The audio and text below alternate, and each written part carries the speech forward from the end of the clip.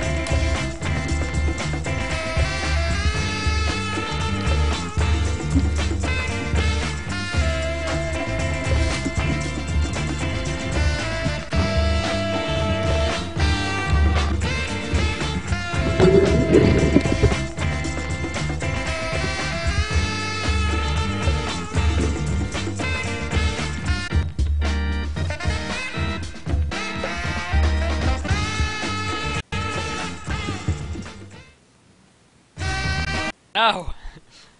And that's our video. What's up, everyone? Welcome. What do we call the show? Pain in the neck. Pain in the neck. Thank you, Prague, again, for your genius. Absolutely Welcome. genius. Yeah. Welcome to Melee It On Me. This is episode 2. Here we are, trying out a new format. We're really excited about the show tonight. And I'm going to do the thing that other people do, where I ask everybody how they're doing, even though we did a pre-show. Prague, how are you doing today? I'm quite fabulous today. Fabulous. Cactuar, how are you feeling, my friend? Same old, you know. Sheridan, what's up, my man? I am doing well. I'm a very busy person, but taking care of business, and now we're doing this show, and I feel good about it. Everybody, give Sheridan a hand. Dr. Z. He is Not yet. We're getting there. We're No, getting... I'm gonna call you. Okay, maybe I shouldn't call you Dr. Z, but I remember recently Cactus said that your time is more valuable than all of ours combined. And so, yeah, good stuff.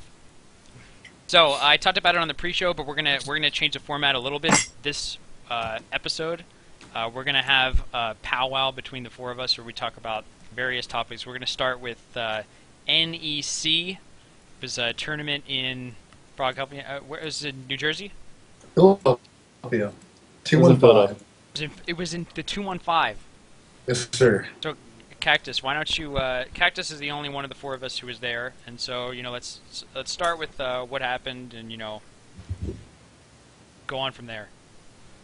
All right. Well, the actual incident that happened, I was just kind of walking by when it happened, and found myself lodged between Unknown from Canada and Inui from Jersey.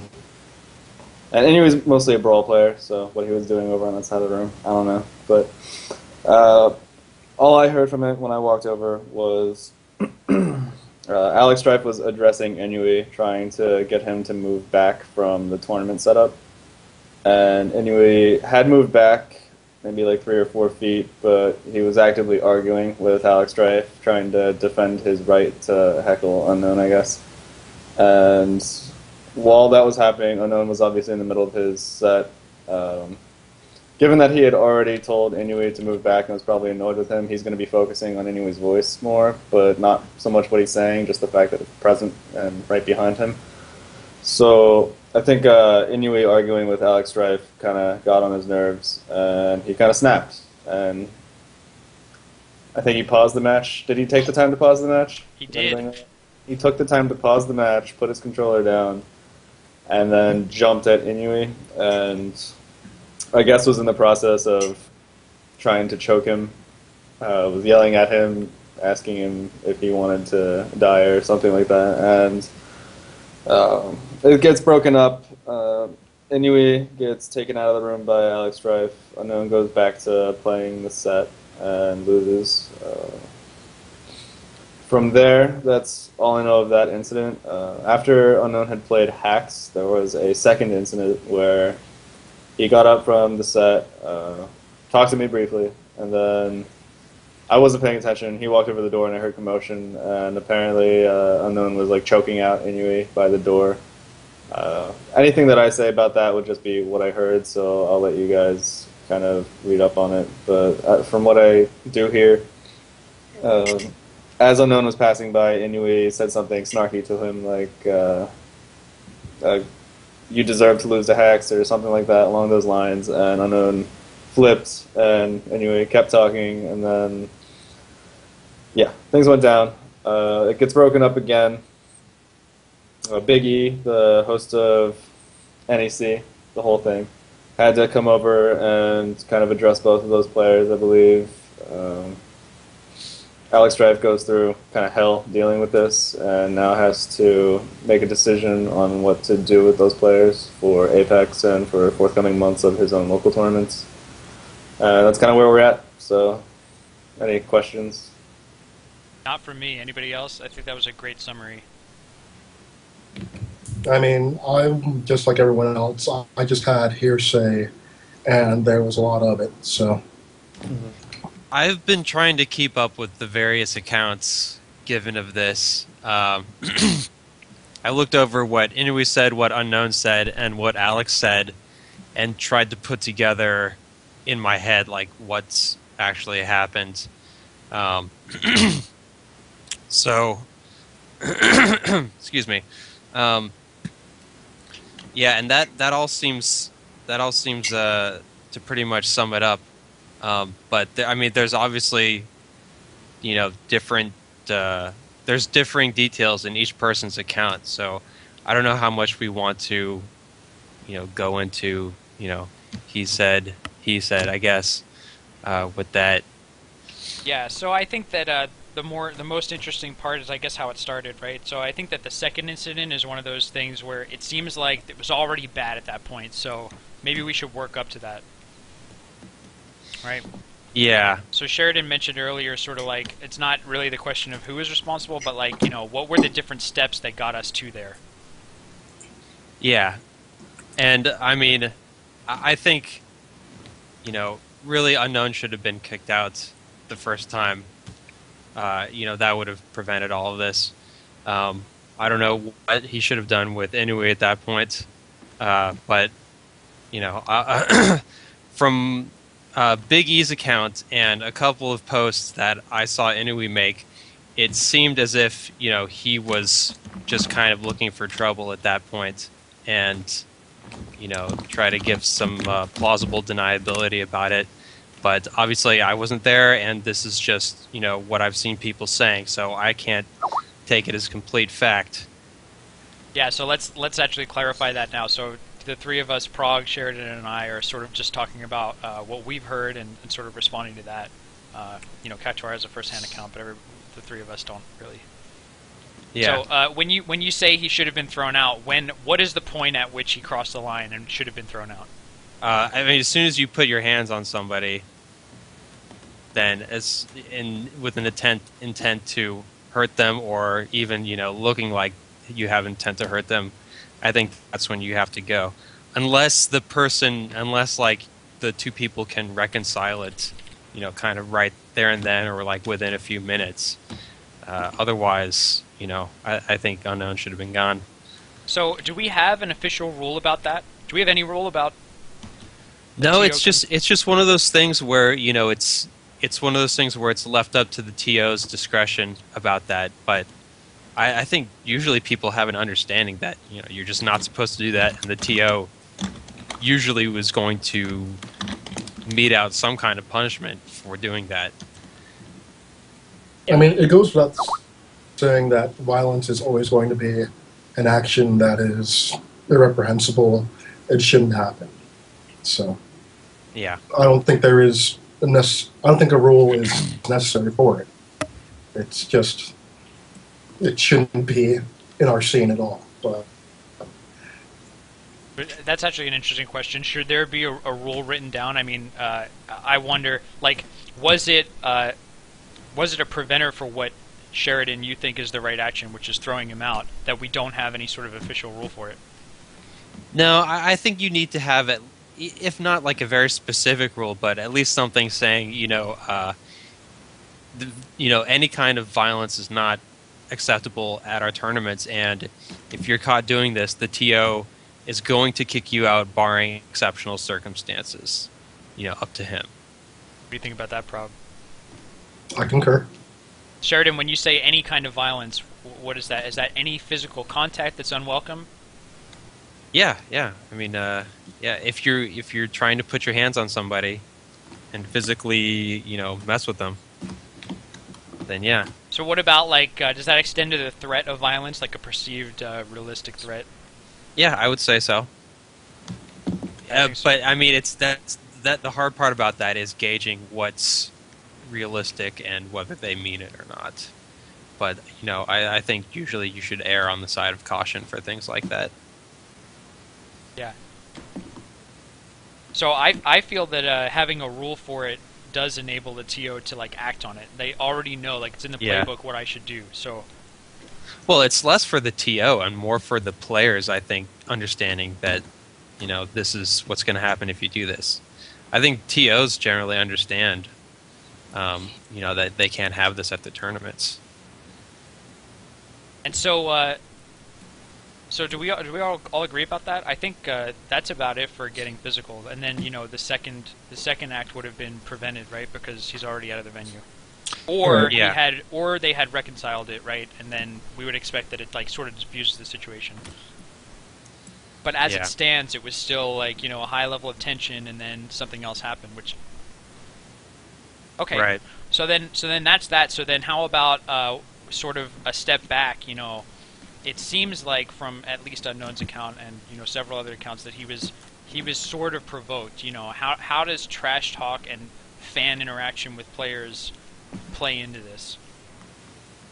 Anybody want to take it? Well, I think in terms of trash talking and whatnot, there are certain boundaries.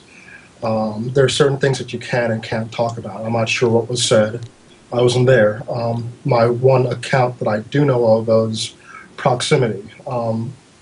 Generally, if you're cheering for someone, you sit next to that person and you are talking to them. You're not talking across their opponent. I, for one, think that's rude to begin with. And that's mostly it. From what I hear, it was Unknown in the middle, Mewtwo King on the right, and you on the left. And anyway, was speaking across Unknown during his match, which is, it's not a bright thing to do. Yeah, I mean, I think there's personal space issues. You have to give somebody their space. They can't feel like they've got people crowding around them on either side doing whatever.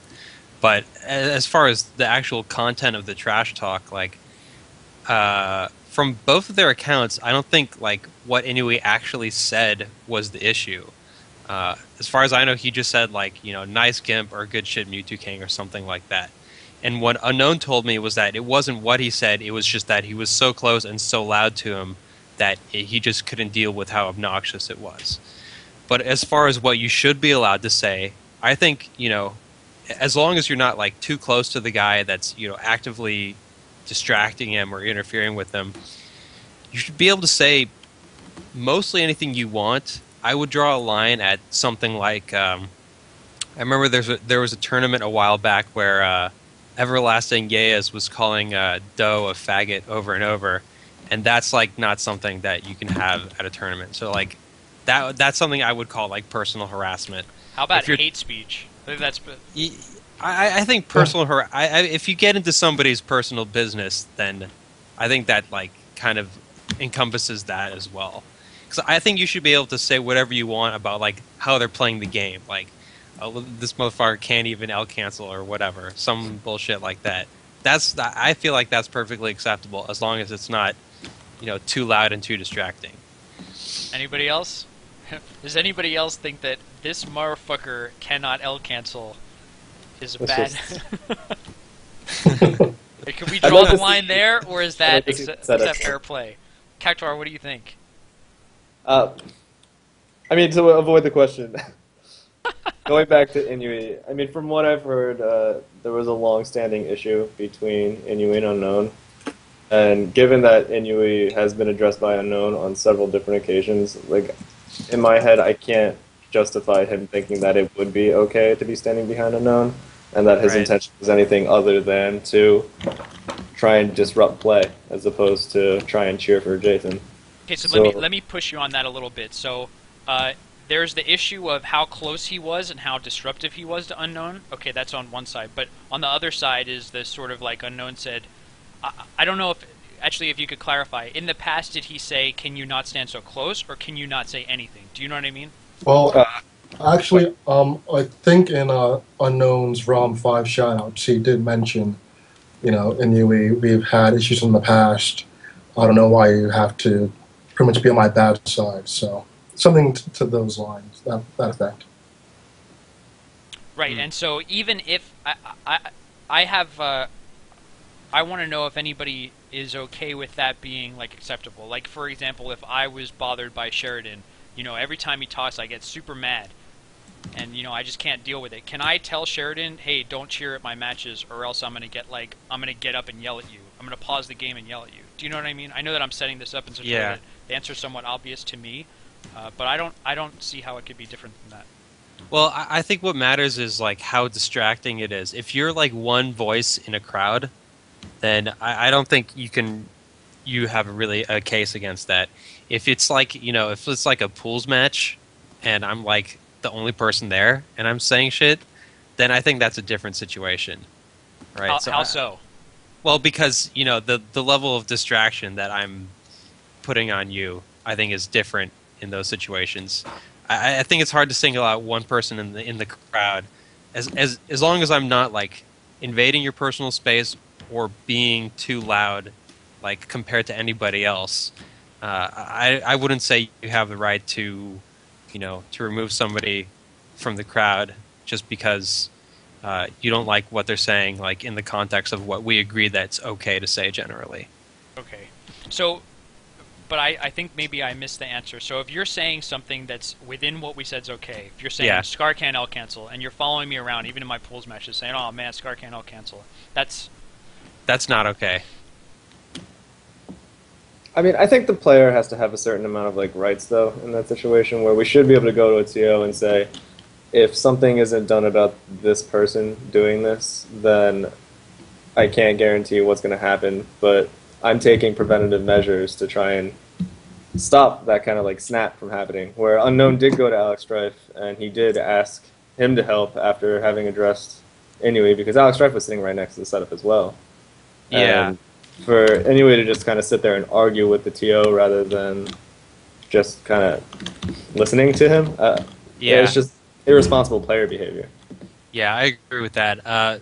From what Alex Strife and Christmas said, they both thought it was loud and annoying from where they were sitting. So, but I don't know how close they were versus how close Unknown was to Inui, so who can say what the relative loudness of that is. But yeah, going back to what you said, I definitely think the player always has the right to ask the TO to do something about it. And the TO has to kind of take it on a case-by-case basis, whether he thinks, the person in the crowd needs to shut up or whether the player needs to deal with it. And I would always say that the TO should err on the side of giving the player in the match the benefit of the doubt. Mm-hmm. I agree with that. Yeah, it is a case-by-case basis. So, I mean, there are a lot of different factors in terms of proximity, what's being yelled. But, you have to have respect for everyone that's involved. You have to have respect for the players that are playing a match, especially if you're. I mean, I'm all for having trash talk and for talking to try and help your friends out.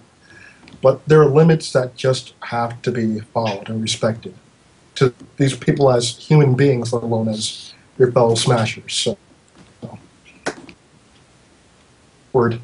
Yeah, word. I agree with that for sure. Okay, so I wanted to draw another quick distinction about trash talk in general. So there's a difference between some kind of physical interaction and like psychological.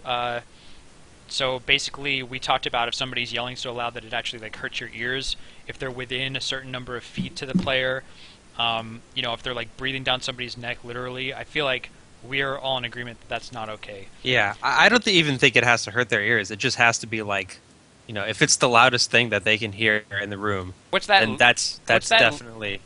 Yeah, sorry to cut you off. What's that legal word that people use? Reasonable? If it's unreasonably. Yeah, distracting? but I mean. Not down That's with it. such a subjective term, so. Purposefully, though.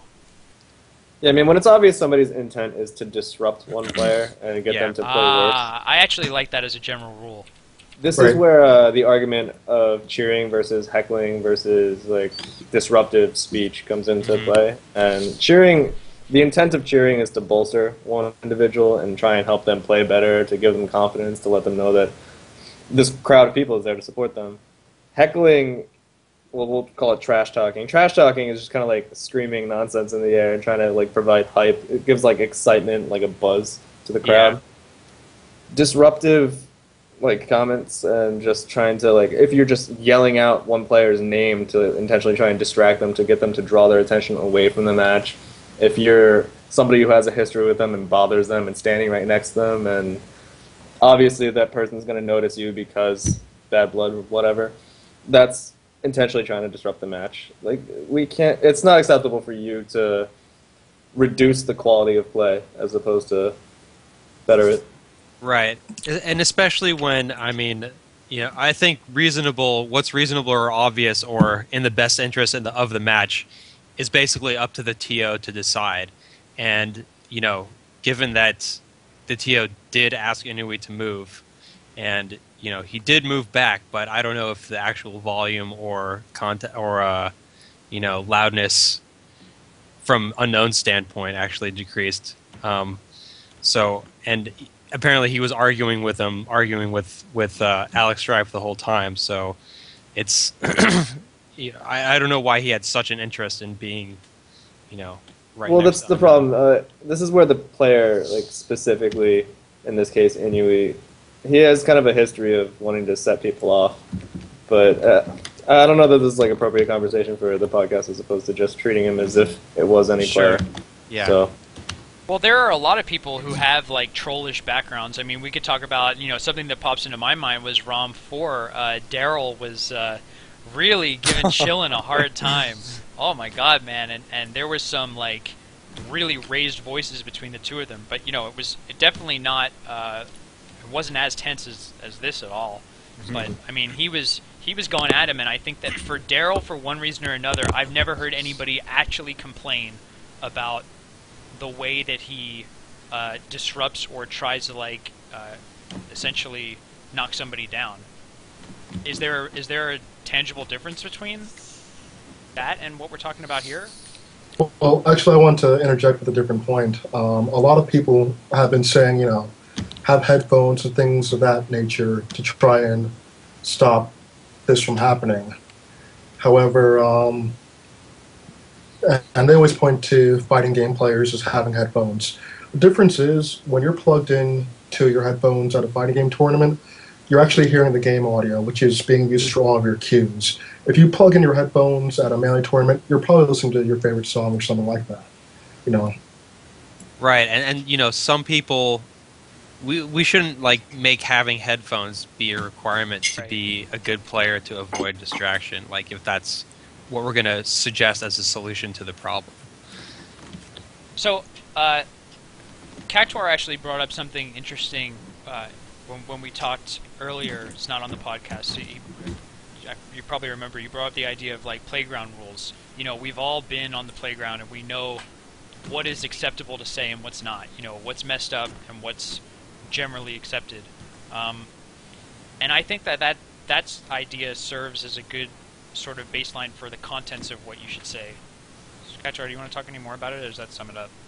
That pretty much sums it up. I mean, we, again, as Scar said, we've all been on the playground. We've kind of like developed an awareness of how our behavior will interact with another person.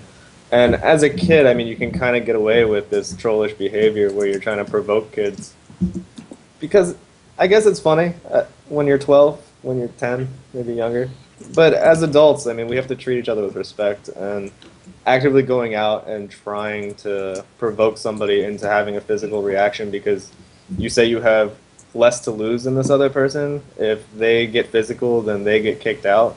Like, you're using your, like, kind of pathetic nothingness as a weapon against another person, and that's just not acceptable. Yeah, absolutely. And you know, again, I kind of want to give Inui a little bit of benefit of the doubt here, but what he posted on Facebook, he basically said that in those terms was, you know, I'm tempted to provoke him more just so he can get kicked out because it's not like I can be disqualified.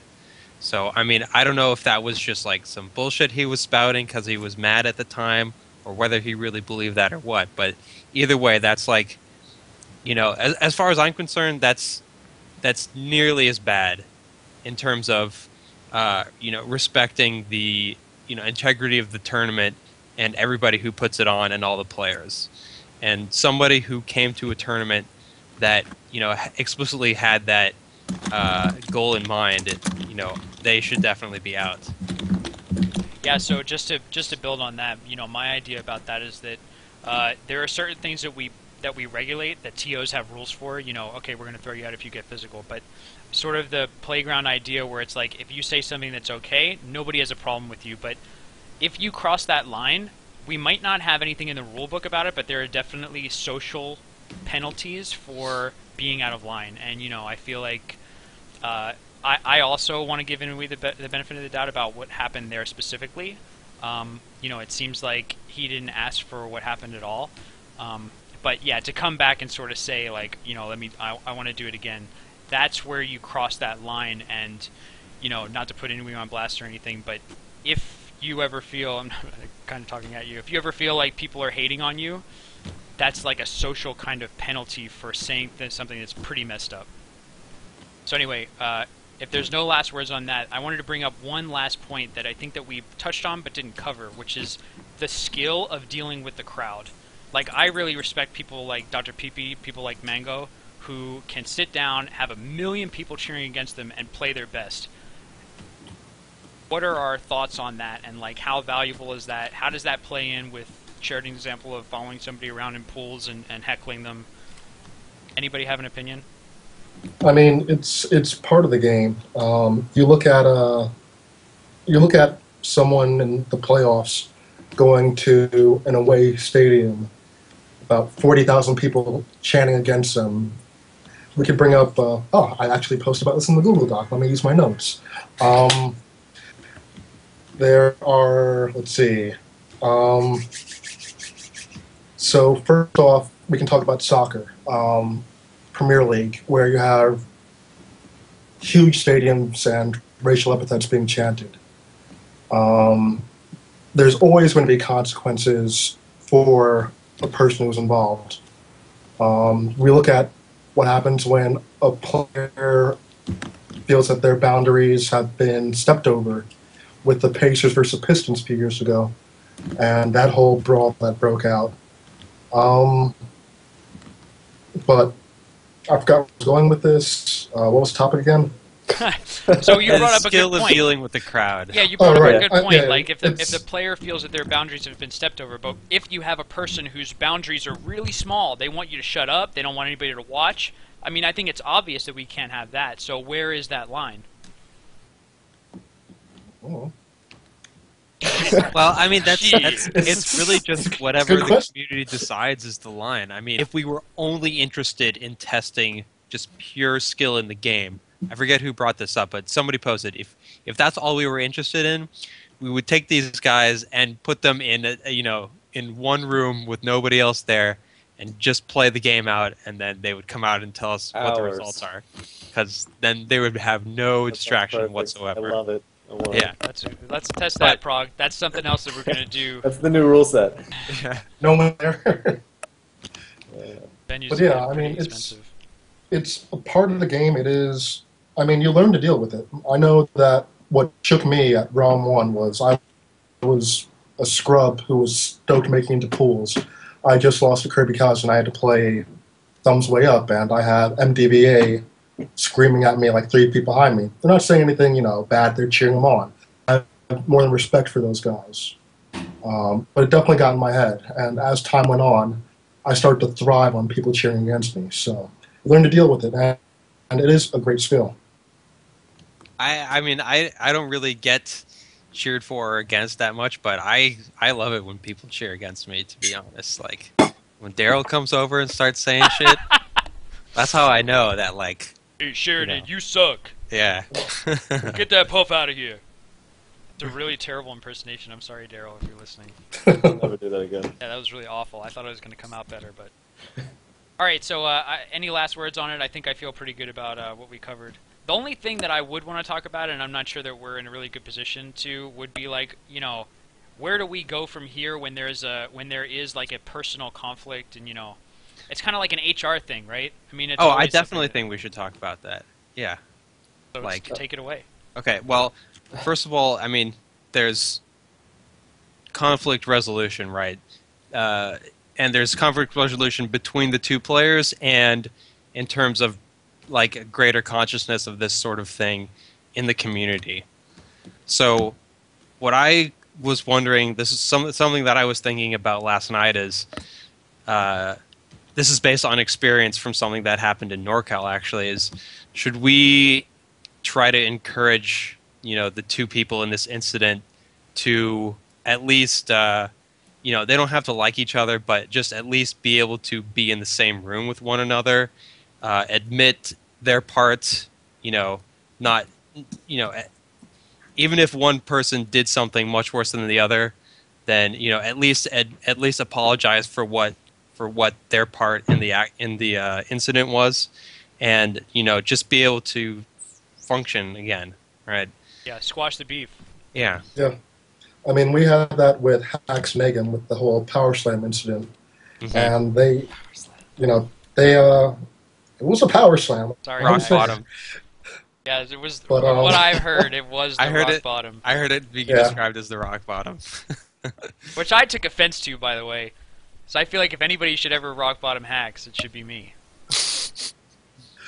But eventually the two players worked it out, and they're not beef with each other anymore. It's back to where it used to be, the that rivalry over the game. It's nothing personal between it. So Yeah, Right. and so what happened in NorCal was one time, for whatever reason, Bobak just got really mad at Lunid, and Bobak just got up from his chair and turned around and slapped him hella hard, and Lunid actually called the police, Yeah, and Bobak went home, and I wasn't there for this, so this is just all what I heard, but we eventually, decided to we talked it over with each of them.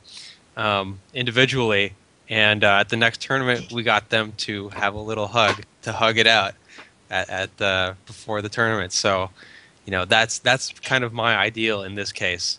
Yeah, that's awesome.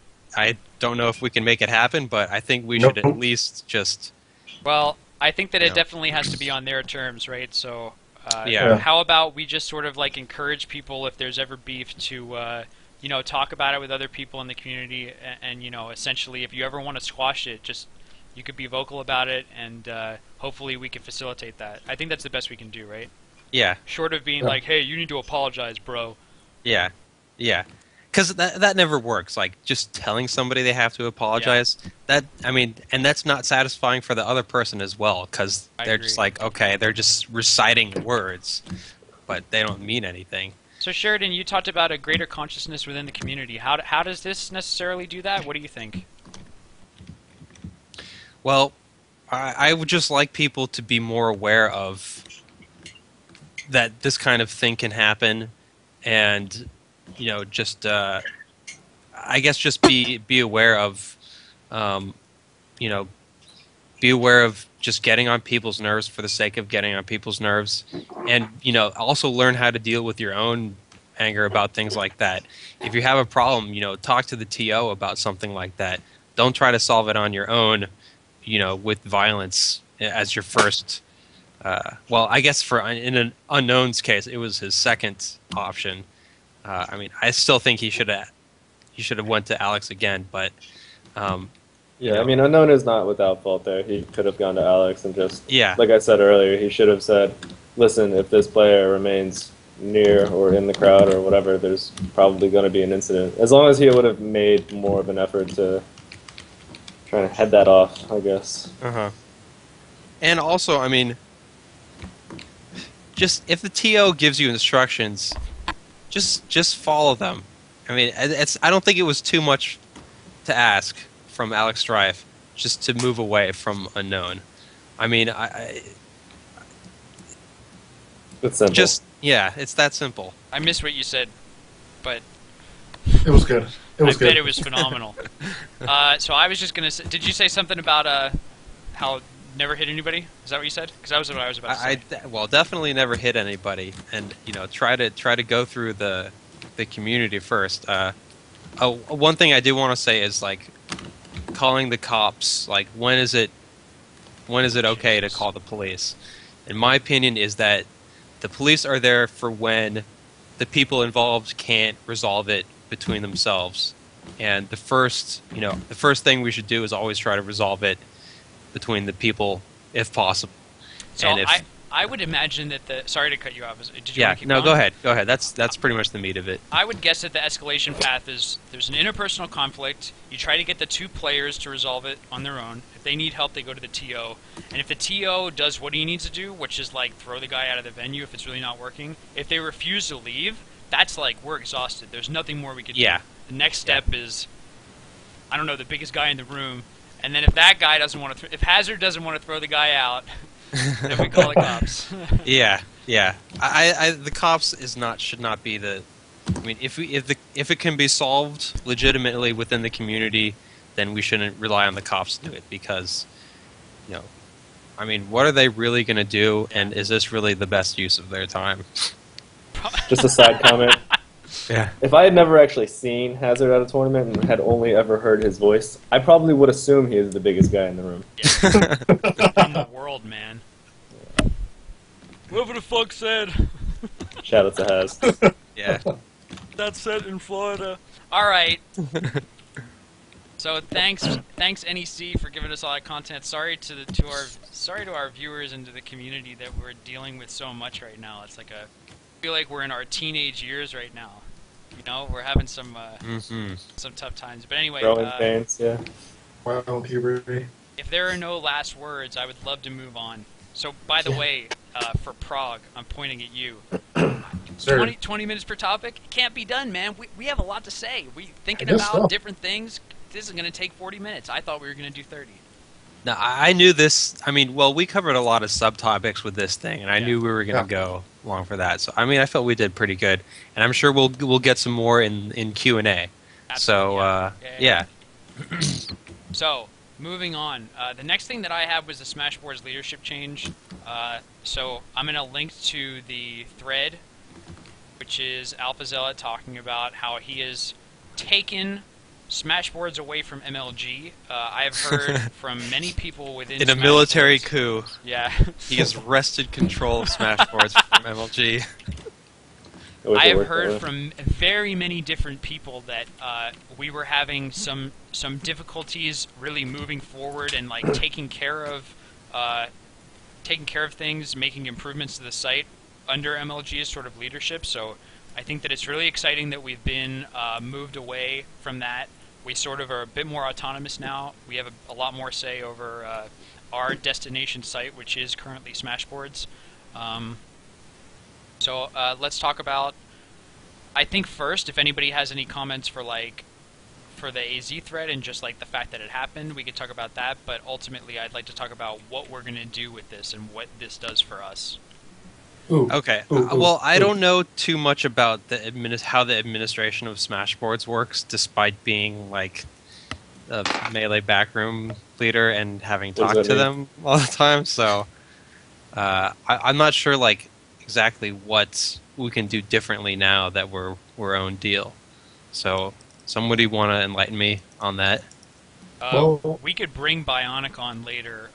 Sorry that the video is going to cut out for a second, but Bionic was telling me, it's not loading old stuff. He was telling me about a lot of the stuff that he plans on doing, such as like a TO Pro plugin that will export, or like, you just click the button and it creates the thread and has all the results on Smashboards. Sort of technical things like that. Yeah. I think the only major improvement to the boards in a while has been the live streams, which are great. But that's really the only technical support that we've had. So there's going to be a forum upgrade, a site redesign, and new features, essentially. Yeah, I think it would be great if we could somehow work in, first of all, improve like the Smash Wiki and somehow integrate it into the boards. It's a great idea. Yeah, because I go to a couple other fighting game sites on occasion, and they have a pretty nice wiki about Street Fighter 2 Super Turbo, just all the mechanics of it. And it would be nice to just have something that's really easily accessed by people who come to Smashboards and want to learn, the basics about mechanics or like something really specific to their character and things like that. Yeah, so actually, I don't know how much I'm supposed to say, but I heard that something like that is in the works. Mm-hmm. Oh, I don't know was how that much I me? can say about it. No, is that true? Oh, Am I right about this? Do you know Well- something I don't? I don't know. Are we talking about the same thing? I don't know. What is going on right now? I don't even know what you guys Well- are saying. All right, so integration with the wiki. So the thing that there's a lot of things that we could talk about what would be cool, right? But Yeah. ultimately, us talking about that in the next 20 minutes is only going to do so much. I think this is my perspective. We need an ongoing conversation with the powers to be now about what needs to improve. Like, we as the customers, we as the people who are using the site, need to have transparency, a direct channel to the people who are actually doing this stuff, so we can say, all right, this is what we need, this is what we like, this is what we don't like, and essentially enable them to make the best site for us. And I think that was a huge problem with MLG. Like, I feel like I had no way to influence whatsoever what was going on in Smashboards. Did you guys feel the same way? Did you feel differently? Open it up. I guess felt that's like- what the long-term problem was. We just didn't have any control over what was happening on Smashboards, and that's why AZ buying Smashboards and putting it back into kind of our control is such a great thing, because anything that we want to happen, he's going to be very open to accepting any suggestions and seriously consider them, as opposed to with MLG where it was, oh, you guys are making suggestions? Yeah, Silence. There was no response because they didn't even bother reading it. So yeah. Yeah. Right. As Anything soon as it got taken off the circuit, they stopped really checking. Spiderwebs everywhere. Yeah. So, But I think like we need to figure out what we want to. Like we said, we need to figure out what we want implemented, but we also need like a template or a model to just try and base ourselves off of. So just so they get an idea of what we want. Mm-hmm. yeah, that's a great idea. So that leads me very well, actually, to my next point, which is there are a lot of people in our community who are very capable and who like get paid salaries to do cool things, and we're willing to contribute that to Smashboards and probably not get paid anything. So just to AZ, to the people who are now in this position, I urge you to leverage our community and people who can, like Prague said, let's look at what we want and sort of have that template. There are people who could like draft stuff like that for you, and really, really, really, we could get a lot of muscle behind this, and create something fantastic. So, yeah, I think that for me, my top priorities, if I had anything to do with it, was have a channel uh, to identify and like pull in people who are interested in helping for free or whatever, and just like tighten up the feedback loop. Get people to say what they want, and get people to tell you what they think about what you've done. And that's it for me. Yeah. Actually, I was going to talk about it later on. I think I will later on, but we have a huge community. We have a lot of people that are capable of a lot of different things. We need to come in and kind of work with what we have. Like you said, I'm working on a couple projects. I'm doing pro bono for the community. So, and I'm not the only one who would be up for that or is doing that. So, yeah, and I think now that maybe that people realize that we have input over what we can do, there might be a lot of response to that, because I think for several years we just kind of accepted the boards as is, and hopefully this might spark some people to get involved in some projects. So I'm definitely all for that. That's great. So that's pretty much what I wanted to talk about there. Any last words? I'll save it for the part later on. We could talk about it later on. Okay, so that brings me to the last topic that we wanted to cover in our first hour, which is player recognition. And I'll lead into this topic because I haven't talked too much about it. So the way that I feel about Melee currently, so I'll just talk about my personal experience. I know that there was a point in 2009 when the New York tri-state sort of scene kind of died down, and it felt like this was after Genesis. I was doing really well, and like, I'd always wanted to beat Eggum. Eggum always beat me, and I always wanted to beat him. And that was like a big motivator for me. And then in 2009, when the scene started to die down, like when I finally beat him, I felt like, who can I really talk to about this? Who cares? Eggum knows that I beat him. There's like maybe 3 people in the world who can celebrate this with me. So on that point, I think that if we could do a better job of giving back to the people who invest in the game, I invested time to practice, we travel, we play friendlies, we maybe do pro bono work for the community. We put like our hearts into the game, and I feel like as a community, it would be really awesome if we could give back to the players in some form. So what I want to talk about is a way to elevate people and to recognize them for doing something awesome. That's the topic, and it's really broad. So I wanted to brainstorm ways I mean, to that do it. sounds cool, but again, it's how are we going to do that? Look at you with the butts. That's what we're talking about. Yeah, okay. Why is a butt coming out right away? Negative mentality. Chat, press just 1 if you like butts right now.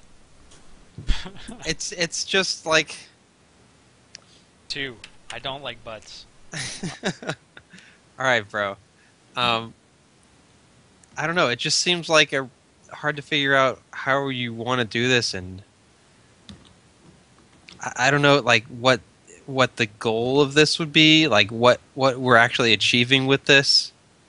So for me, to just sort of fire back at that, I think that it's for exactly the situation that I brought up. Like when we don't, as a community, recognize things, then you can kind of start to feel lonely. Like I was talking to Zach very recently, and he was saying like, yeah, I don't know, I'm just not having as much fun as I did. I just kind of like playing, and I don't feel like I could play as much as I used to. Like if you've hit the level that Zach has, where sometimes he's going to beat top players in the region, sometimes he's not. Where is that real like motivation coming from? And and are there ways that we can say, okay, Zach, you did a great job so far, and you're really good. Zach's SFAT, by the way. But here's that next level for you, and here's what you get from us if you get there. Hey, Scar, you want to talk about anime? Yeah, I'd love to talk about anime. And Alright, Kator, well, I'm going to drag you into it too, because we talked about it for a The good idea bit. behind this is that as you go up in skill, you get viewed with more granularity, like you go up by tiers. And we're essentially, what we want to do is be able to define players into tiers. And then people who are at the very top of the game, people who are world-class players, we want to be able to identify exactly where they stand in those tiers. And, I mean, the idea, just laying it out there, is that we define what those tiers are, and then we kind of place the people into them. The top tier is, I guess, S tier, which is world-class players, and generally it'll be players who are probably top 5 world. The tier after that will just be, I guess we decided on A+, but these things, the names can change. It's just going to be the idea behind it. So A+ is kind of players who will at least challenge and push those world top players to defend their spots. People who legitimately have a shot at taking sets off of those players. A tier players are people who are likely top of their local game and can put themselves into bracket at nationals and at least not go 2 and out. And then everything after that is just B. Everybody's in B, basically. Might not even need a B now that we're talking about it like this. Yeah. Yeah, I don't know if it would engender the kind of competition we want precisely. I think people might just point to, a ranking on the boards instead of, actually doing something, instead of actually, talking with their skill. And I don't know. I guess that's kind of a problem with power rankings, too, but I don't see it. So I wanted to... Well, maybe I shouldn't. I was just going to get off topic. I'm not going to do it. Not going to take the bait. So Sheridan, Well, do you agree with what was the Sheridan? objection? Can I get that again? Yeah, I mean, I don't know if it's going to really, if it's really going to motivate people the way we want to. I think people should just talk with their skill instead of pointing to, some list on Smashboards. Yeah, and I think that that's a legitimate criticism or feedback, but I just feel like rewarding people for putting their time into the game is really important. So it doesn't have to be to the point where we point at this and we say, this is what it's for, but just an additional way to give back to people. I don't expect that this would solve any problems, but I think that it's something that we as a community could do to just appreciate people who love the game and who are going to tournaments and doing cool things. To kind of counteract Sheridan's point, I don't think anybody who is at that level of play where we would be trying to sort them into their actual rank world in S class, or anybody in what this A+ class would be, really cares about having something to brag about. It's more that we just want a legitimate standing against what we consider our peers in the game. And I mean, if you Yeah, can see who's above I guess us, you're right. Yeah, because I know in the NorCal rankings, it's usually the people at the top who talk the least about it, and the people the people not even on it who are I want a new power rankings. Right. Nobody at the top is going to care. Yeah. Can I jump on that? On that? I feel like that's exactly the point. For power rankings for me, when I wasn't on the list, I wanted to be on the list. That was my motivation. When I was on the list, I no longer cared about the list. Who cares about the list? I'm always going to be, top 3 or 4 on the list. It's going to change me by 1 or 2. Where's the... it's not motivating to me anymore, so I don't talk about it and I don't think about it. So doesn't it make sense that if that is a reason why... If that's something that motivates us, a larger scale of the same experiment or the same thing will motivate you once you've hit that level where in your local community you don't have anywhere else to go. But on the global scale, I mean, it is motivation to be recognized as being better, one spot better than somebody else. So it's just, I mean, among the top 5, those guys, they're working their asses off to try and prove that they are the best. I know Kirby Kazi's trying to break into what would be the S tier right now, and he's been working his ass off. Yeah. So, I mean, to be able to have that kind of standing to officially say, oh, I am the number 4 player, I am the number 3 player, whatever, it's a mark of pride. More than just being, oh, I was the best player in this region, or like number 4 in so and so region. Cactuar, were you around when we did the national rankings in like 2006? Yeah, I was. Yeah. I think Do I was you around for remember- the last 2 of them. Do you remember any of that? Like how it was perceived in the community? Or did you like engage in any discussion about it? I actually really enjoyed it as a lower level player because it gave me insight into who the top considered players were, and I assumed at the time that everybody who went into making that list was themselves a top level player or a recognized figure, so I kind of took the list at face value and just said, oh, these are the best players. And for me as a new player coming in, I was a Marth main. I didn't know who the best Marth mains were. I thought Husband was incredible. No offense, Husband. But like I went to my first tournament, which was MLG 2006 opener, I think, and I sat down and actually like played Husband in one friendly, and it just blew my mind. And like I had this image of him built up in my head. I like considered all the people on this power ranking to be like celebrity status, so it was a big deal for me to be playing somebody who was on this list at the time. Yeah. Okay, so I think I might be down with this then. He sold. Woo! Yeah. Oh man, what a day! Everybody, mark your calendars. December 5th, Yeah. 2012. Yeah, I'm actually really excited about the idea. I think that if we continue, if we could get people behind it, I think that these prize fights, these fight card experiences, could be amazing. Imagine if we had Kirby Kaze, who's I'm going to take him for an example. Somebody who's right there on the cusp of A+, and we have some kind of stipulation where you get your one challenge at the national of the year, and if you win, you're in. I just think that that's exciting. It is. Absolutely, it is. What does the stream think? I haven't been looking at the chat at all. They haven't been saying much about it. They're talking about other They're stuff. distracted. They're not even listening now. Hey, SFAT, Zach, I would love to hear what you think about it, by the way, later. Yeah. Green Ranger just said there should be a championship belt. I loved the belt at Genesis. Really? Like, I honestly wished thought to it looked my... hella janky. I wanted to, like, change... If I had a time machine, I literally would just have practiced for, like, 5 years to win that belt. You still would have That's not what. placed That's first. what, but that's what Curse I the would have Falcon. done. I'm just telling you that was my priority in life at Genesis 2. All right.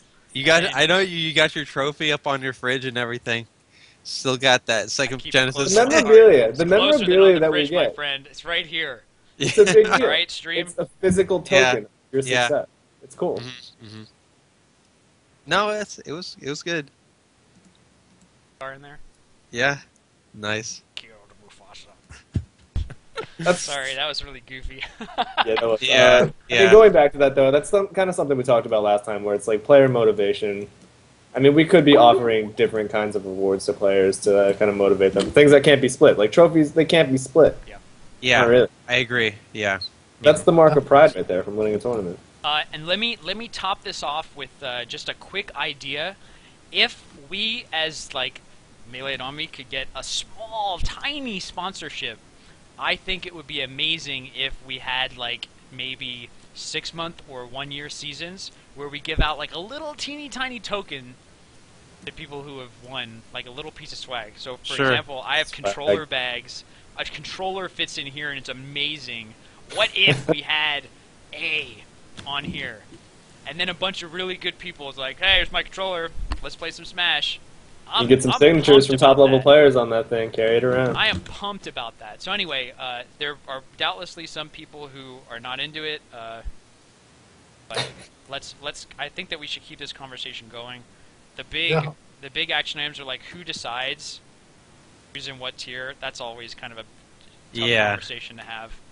We'll cross that bridge when we get to it. Yeah, if we get people on board, then we're going to do it. We have a 5-minute break in 1 minute, but I want to say one more time, we are like extremely excited about doing this stuff, right? Getting it done and like having all this, having an organized community.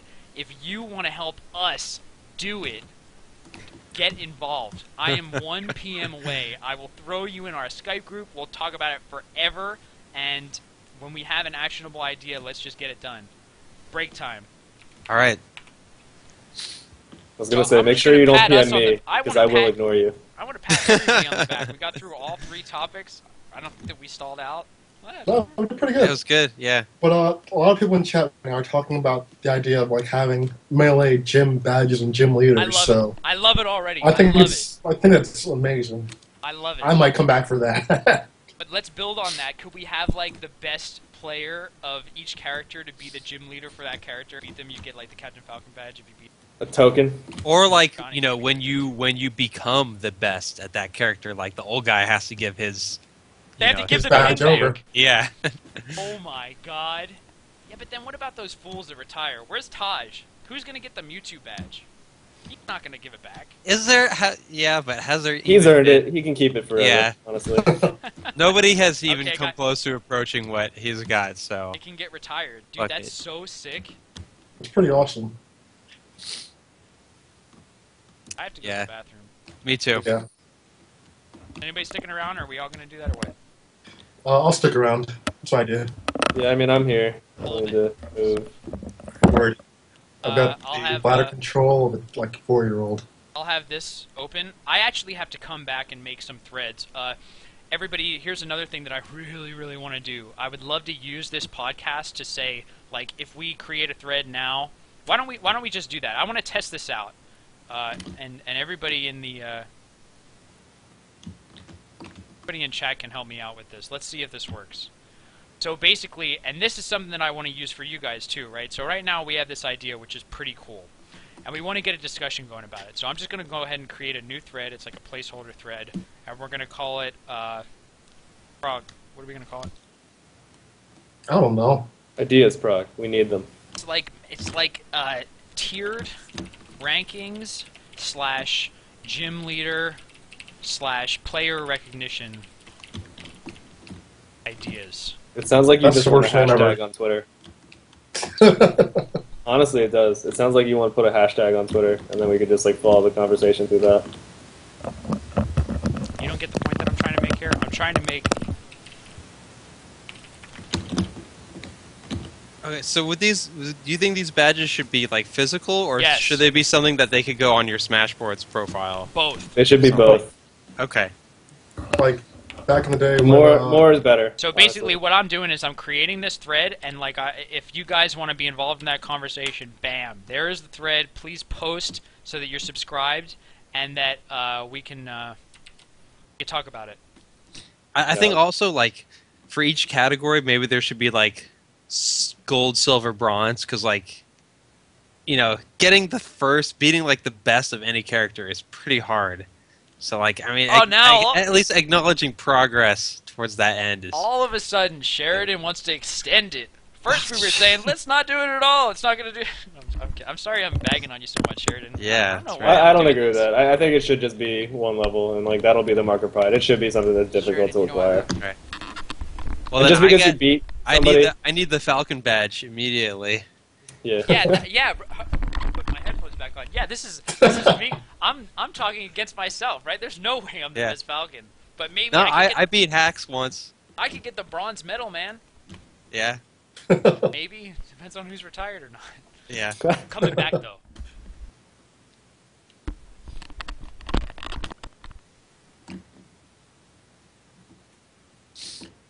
So yeah, what's up, stream? It's yeah. Are we still broadcasting? I wasn't even paying attention to that. Yeah, we're still broadcasting, but take your break. Who has from anything questions? like that. Take some questions. Let's take some questions. Let's do that. Word. While everyone's going, questions. About anything. Except Moophobia. Question number 1: does Mango count? Mango would be like the Elite Four. I mean, Mango is number 2. Can we have an Elite Four? It's not. That's what the S tier is. That is the Elite Four. But we have the badges. Well, so are the badges about like the people outside? Who's of your the rival? war I think the badges shouldn't be character. I think they should be like the top regional player. region? as- Yeah. Is like the leader of the region.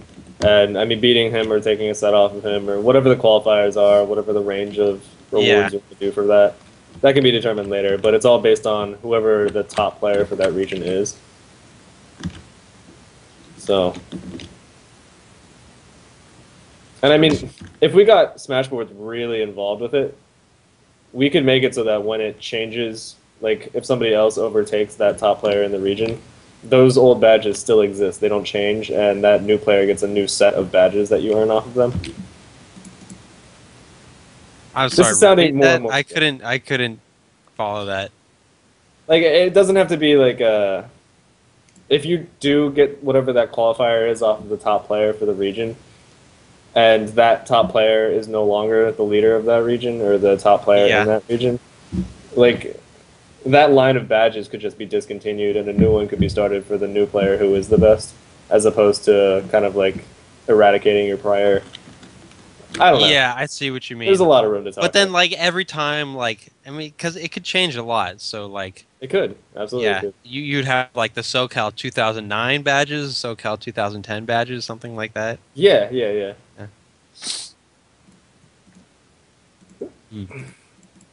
There's a lot of room Yeah. for fun stuff. So, but if so, I mean, we've got Mango, who's the final boss or whatever. So, is it going to be impossible to get the SoCal badge without beating Mango, or do you just have to be like beat the best person in SoCal who's not in like the Elite Four? Well, I mean, Mango would be graduated out of being the top player for a Yeah. region because he's a world-class player. Okay. I'm down with it. You can give up the title for your region to contend for world. Mm-hmm. It's pretty cool. It's a good idea.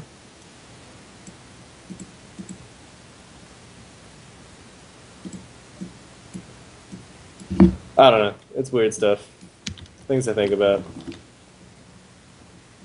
Hey, I mean, this is just a prototype, but we can definitely run with it. Did you guys see me talking? But I didn't say anything, but No, I wasn't listening. Yeah, I wasn't paying Paying attention to you. attention. talking, but just nothing happened. What is this? Oh, I see what this is. So I just wanted to shout out this stream because there are already 23 in this thread. Thank you Holy guys so crap. much. You guys are homies. So this is me from the heart. I just wanted to say that we're really excited about this podcast. I think you can probably tell from my voice like how excited I am and how much I care about the community, which essentially is like everyone in the chat, all the homies. So I like really appreciate everybody tuning in. Thanks for supporting us. If you want to support us a little tiny bit more, I'm pasting the Melee It On Me thread. This is where we're going to say, okay, here's the next episode is going to come up. It's going to be Wednesday, 9 p.m. Eastern, whenever it is. So, yeah, thanks, guys. And actually, we've hit our break, but I mean, I think we got some extra. I didn't hear any of it. Was it interesting? It was good. We were talking a bit more about the whole Pokemon thing, so. Sheridan, have you ever played Pokemon? Yes. Did you like it? I played Blue, and I Woo! played Pearl. Stream Yeah, press You 1, did- you played you did not red. an- you did press not 2, answer the you question, played my blue. friend. It was okay. It was okay. 1 for red, 2 for blue, 3 for yellow. Let me type in 2. I've only played red. For everybody from Drexel, I wanted to play red so bad, but Connor bought Oh, red, so Chocobo. I had to get blue. Well, All you're I not wanted- allowed to have the same one. I know. Well, That's it the was rule. one of those things where, when we played in the playground in like 3rd grade, he always got to be Sonic and I had to be Tails. And Sonic and Knuckles came out and he was Knuckles and then I got to be Sonic, but I wanted to be Knuckles. It's one of those relationships. I miss that guy. Shouts to him. Who that resonates with. Who out there? All right, so are we ready to move on? I guess we come back, yeah. So, we're starting back up. Melee It On Me, episode 2, pain in the neck. So we're trying something new with this format. So what we did in the first hour, we talked about things, and we went back and forth. We threw it to each other. I think we're basically trying to figure out what we thought about something. We want to try out something new where this sort of, 20-minute segment is just going to be about us telling you about stuff. I don't know if we're going to fill the whole thing up. We might not. And if we don't, we'll just have more questions, so that should be fine. Word. Any of the three of you guys, if you want to add something here, just go on ahead and press enter. So I'm going to talk about the fight night at Campbell, which we are all extraordinarily excited about. So what we are doing in NorCal, Campbell is in NorCal, we have a tournament on December 15th. And we are testing some of the ideas that we talked about in the last podcast. So 2 weeks ago, we talked a little bit about seeding players out if they are like the top 8 in the venue. We're just not going to make them play pools. We feel that pools could actually be more exciting if the top players aren't in it for like the low and mid-level players. And that gives us time to do things with the top players.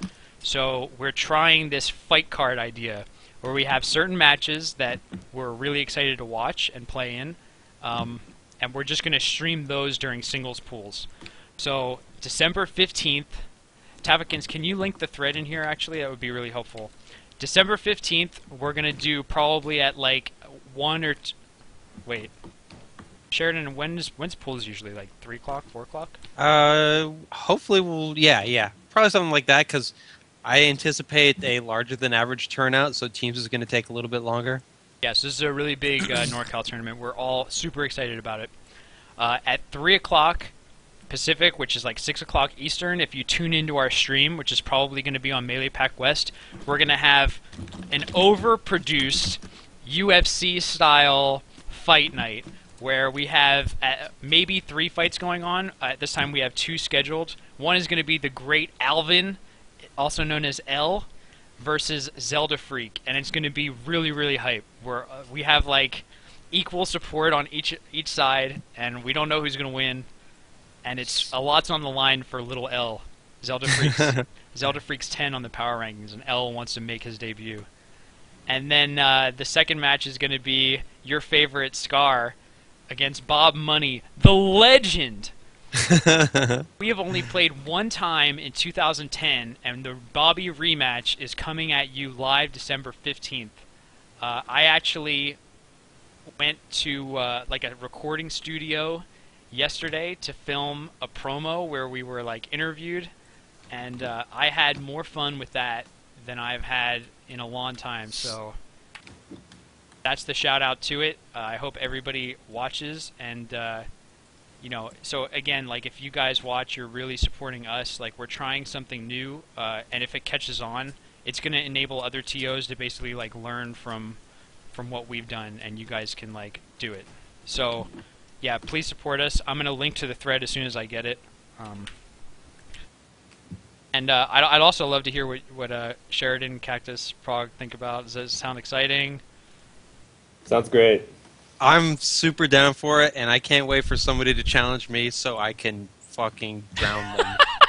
Dude, I think that Ahmad and you would be really fun, but he was saying that he's close to you with your jigs. What are you saying? You're saying that you're gonna like break him. Yes. On like some Ivan Drago. Yes. If he dies, then he dies. Honestly, I think it's a great idea because it gives both players so much time to prepare for what their opponent's going to use. It gives us a chance to let them develop things prior to being able to play them, and I think we're going to see a lot of matchup development happen, hopefully. Something just hit me. I think what we need to do for Ahmad is set up a path for him. He needs to do X, Y, and Z before he can challenge the great Hyuga Ricardo. I think that sounds really exciting too. Hulk Hogan, Mr. T. It's like an NES Punch Out. Like you got to beat Glass Joe, you got to beat Von Kaiser before you can get the Piston Honda. That is right. And by the way, Toph, I am going to murder you. I'm going to bury you so deep in the ground. Don't challenge me. So we have a rule. Cactus, we were talking about underground rankings, and Sheridan may or may not buy into it, but for new people, so Toph's coming to NorCal, and he wasn't before. I want to see if he's on the. He's not even in there, so I could just shit on him. He's in there. Toph is gonna get whooped so bad. So, damn, he is there. He gets to pick who he challenges on the PR or the unofficial underground PR, and if he wins, then he like gets that spot or whatever. Like he earns that spot. But if he loses, he's at the bottom of seeding for the next like 3 months. He needs to challenge his way up with like people who you've never heard of. I actually like that. If you lose a challenge, you drop. So you need to be smart. And Toph is saying he's gonna come after me. You're gonna risk it on some beef? You don't have what it takes, Toph. Actually, I'm gonna go ahead and... Is this a part where we have... Well, I guess Talk about the YouTube uploader. Kage was just talking about how in Montreal, for Street Fighter, they don't let like the top 5 people enter. Instead, they'll have those top 5 each coach a mid-level player. So... Oh, side bets. Side bets are going to be really important, so we're not really... I'm not... Wait, I'm sorry. I didn't listen to anything that you said. I'm going to say... That's not what he was talking about at I'm going to all. say really quick, and then I'm going to act like I didn't interrupt Prague and was super rude. We are going to do side bets. Mango put $100 on me versus Bob Money. Somebody needs to take that side bet. I don't know who's so do it, but somebody should take it. Side bets are going to be a huge part of, I think it should make it more like... Yeah. I'm so sorry, That Prague. was- Go ahead, my man. Oh, that was amazing. I mean, they were people who were like not considered for the power ranking, but the hype was just built up for so long. Everybody wanted to see it. Nobody cared about like the quality of gameplay. It was just like 50 people all cheering for like this $100 money match, and there was hella side bets going on. So, but it's hard to know how you can generate like that kind of hype. But I mean, I would absolutely love it if we could have something like that. Yeah, so let me... So tell me if you agree with this, because this is exactly what I think. It's like everybody was invested in the outcome, right? And there was a lot on the line. Like, we need to have stakes be there. People need to, like, care and stuff. There was such a... Yeah, care and stuff. Scientific term. So I think that's really the key, and we definitely can recreate it, because we're already invested in things a lot of the time, but we need to, like, channel it and bring it all in. Yeah. Well, but it's just like you can't get people to put up $100 of their own money, for these events every week or every tournament. Which is why we do side bets, my man. Okay, well, yeah, sure, side bets. Anybody gonna take that? Anyway, Sorry. sorry. YouTube uploader. Dude, I actually had the No, funniest... not even that. I'm just talking about what Kage said in chat. Mute my Where- microphone so I don't... So you don't do it again? Good God, sir. Okay, so Kage basically said in Montreal, the top 5 Street Fighter players won't enter and instead will coach someone. And that also gets more people invested and involved and whatnot. Right, Kage? Did I hit the target with my little bow and arrow? Hawkeye? Gimlet? I wasn't listening. What? No, I'm just kidding. I heard it all. Yeah. Prague drops the mic. He drops the mic. Get out of here, Prague. You've done your work for the day. Hey, so I can't actually say this because I feel terrible saying, but if anybody could see the stream, this is a homemade waffles quote. And I just love how he goes like, "Oh," when somebody says something that's like off target. He basically said like he observed that people were like up on the balcony. He's like, "How them people get up the stairs?" And somebody else was like, "There's stairs on that side." And he's like, "Oh!" It was, Like he was really excited to learn about dude, that. Dude, Yeah. Brandon is so amazing sometimes. Yeah. Rob, do you want to talk about the YouTube uploader? I was just going to shout out Fuzzy, and then I'm pretty much done with this whole section. All right. Well, pretty much like you guys, I think we touched on it last week, but a lot of YouTube uploading is basically dead at this point. We're basically our hardcore fan base will always go to YouTube, but we also now with streaming are getting a lot more exposure as well. So I've been developing a small committee of people who are producing some spots and whatnot. So the first one that we're working on is a 2 to 3 minute video that explains, I think, about 14 of the advanced techniques. We're going to have someone who is musically inclined in the Smash community remake the how to play music from the beginning of the game. And we're going to put that on streams from here on out, which will be really, really awesome. I think right now we have Lovage, WeOnX, Eggum, and Shloka over He's in France. in France. Yeah. I think the four of them are going to be working on it, and we're going to try and get it together really, really soon. And we're also, because everyone views Smash as one brand, even though we have our feelings about Brawl or 64 or Project M, so on and so forth. This isn't just an issue for Melee. I've already talked with King Funk. He's been trying to do something very, very similar for Smash 64, and Mike Hayes actually is going to do it for Brawl as well. So just to try and do that type of thing out there. So I want to thank you all for that. There's Boy Lovage. What's up, Oscar? And then that's basically it. For anyone that wants to help with any editing, capturing, things of that nature, please go. You're right over there. Yeah, I'm just looking at what Scar's posting, and it's. But yeah, anyone that wants to help out, please, please, please let me know. We can use as many hands as possible, especially for remixing. But yeah, thanks guys, and we hope to have it up pretty soon. And it won't just be available for just like Apex or a major. It's available for any stream, anyone that wants it. So it's anyone, even you. So yeah, if you want to host it at a local, tournament at your mom's house. Hey Prog, so I don't know if I missed you covering this, but how are you going to make it available to TOs and streamers? I'll probably be hosting it on maybe Mediafire, Dropbox. Everyone has access to, but that is so cool. We were actually talking about that. Myself, SFAT, and some other homies were talking about that yesterday. And so I wanted to ask you, if we wanted to do that in NorCal and contribute to that, would it be cool if we created like... So you want to do a how to play, right? But what if we took even smaller fragments like the wave dash and like took it apart and made like maybe a 1-minute video that has terrible production? What if we put that out there and we started using it for NorCal and put that in the repository for you guys to make acceptable production-wise?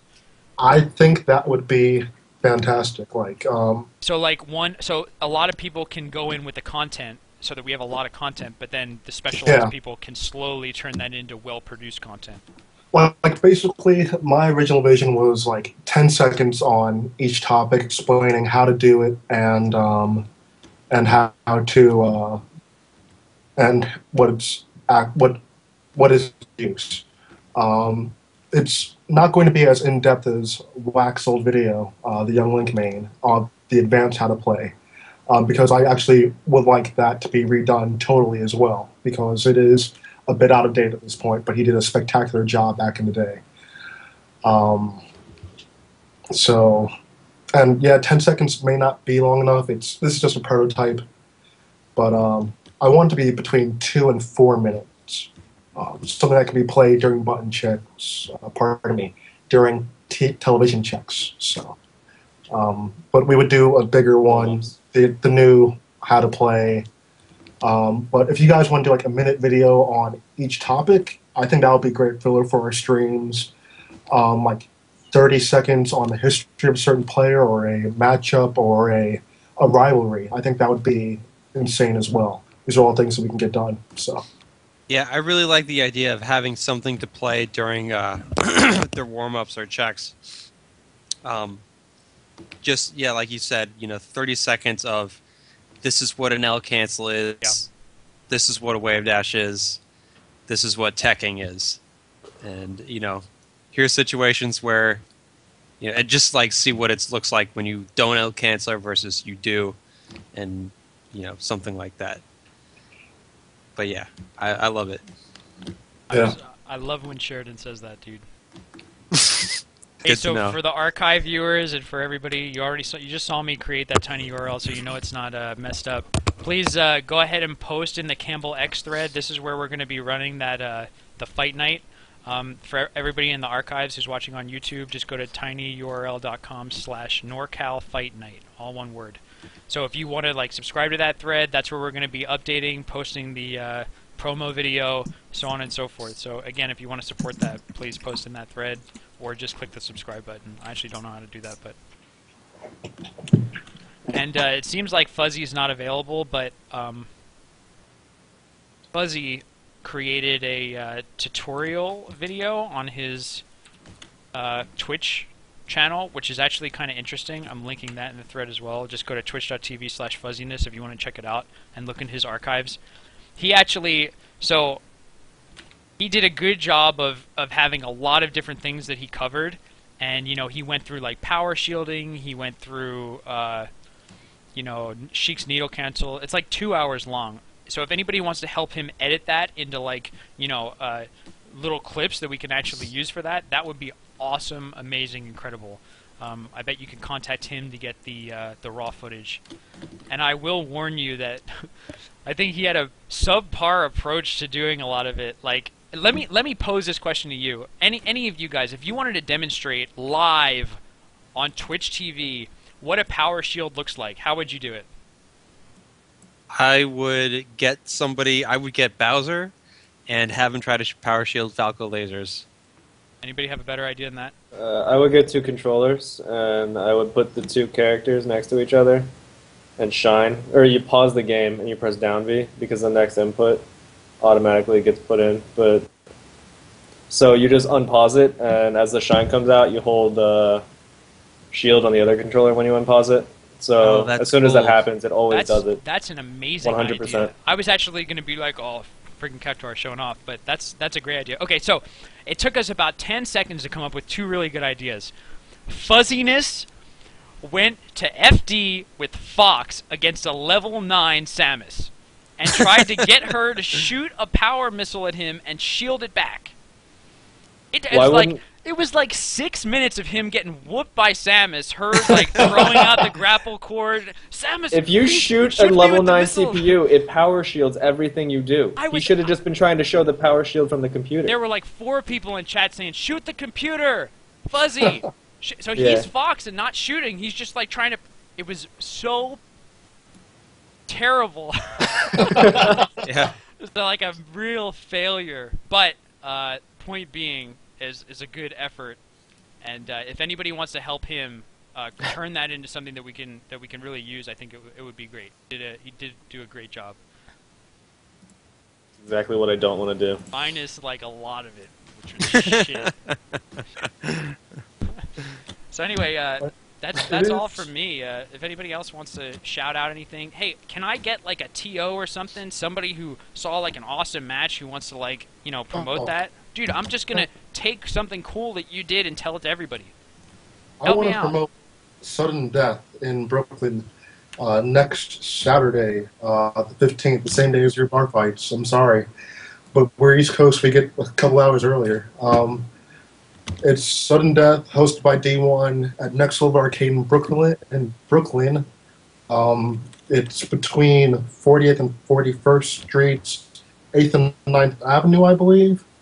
But it's a great event. It's going to be hosting Melee, Ultimate Marvel, and actually PlayStation All-Stars as well, which will be interesting. So, if you're trying to stay calm and support. So this is probably it. The D1 made the thread? Yep. I'm going to go ahead and link this in the Google Doc. So everybody, you guys can all see how I'm using this Google Doc. So if you want to get more information about anything, just check it out. I think it should be super helpful. Anybody can go to it. Should I create a tiny URL for that? Well, it's in the thread. So if you go to any one of the Melee at Omni threads, go to any one of the Melee at Omni threads, there should be a Google Doc link. So just head on over. So I linked up to it. So now we're going to open up. Anybody want to talk about anything else for the next like 1 to 3 minutes? 1 to 3 minutes. I thought we were doing. That's all I'm giving you. No, I mean anybody on the call. Oh, okay. Yeah. All right, so yeah, that's it for. Wait, before I forget, again, anyone that wants to help out, especially those who are musically inclined, please let me know. That's it. How would people go ahead and let you know, Prague? What's the best You way? can contact me on Facebook, Twitter, on the boards. Smoke signals. I read Braille. It's all good. Whatever you want to throw at me. So Gishnak actually had a great idea that I put all of our contact info into the like the Melee It On Me thread, Okay. the stream like information. So I'm gonna go ahead and collect that from you guys later, and then we'll do it. Okay. So Taffakins, did you want to get on? Add him to my contact. So I think I'm gonna be kind of aggressive and just let anybody who wants to come on, because there's Yeah, absolutely. there wasn't. We can only have one at a time, right? Yeah. Yeah. And again, thank you for tuning in and watching.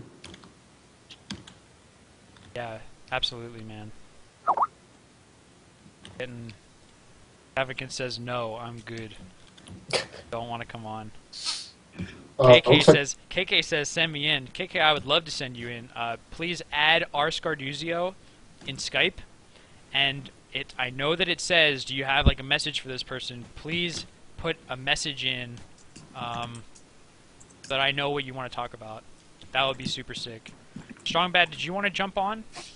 I think Strongbad wanted to come on and talk to us about how to use... No, man. KK, I am not adding you. You add me. I'm gonna get you on to start talking about privileged players. Entitled fucking... PG-13, bro. PG-13. Well, this is my stream, so I can say whatever I want. But, yeah. Oh, we only had to follow those rules because we were on... Ah! You didn't tell me that. This opens up a whole new world of possibility for me. You have no idea. Strongbad, I asked you a yes or no question. Why isn't anybody answering my question? I don't know. Nobody listens to you. That's the problem. Peef says, I'm Peef. Okay, I'll add you to contacts, and I'm making an exception. I wanted you to tell me what you want to talk about.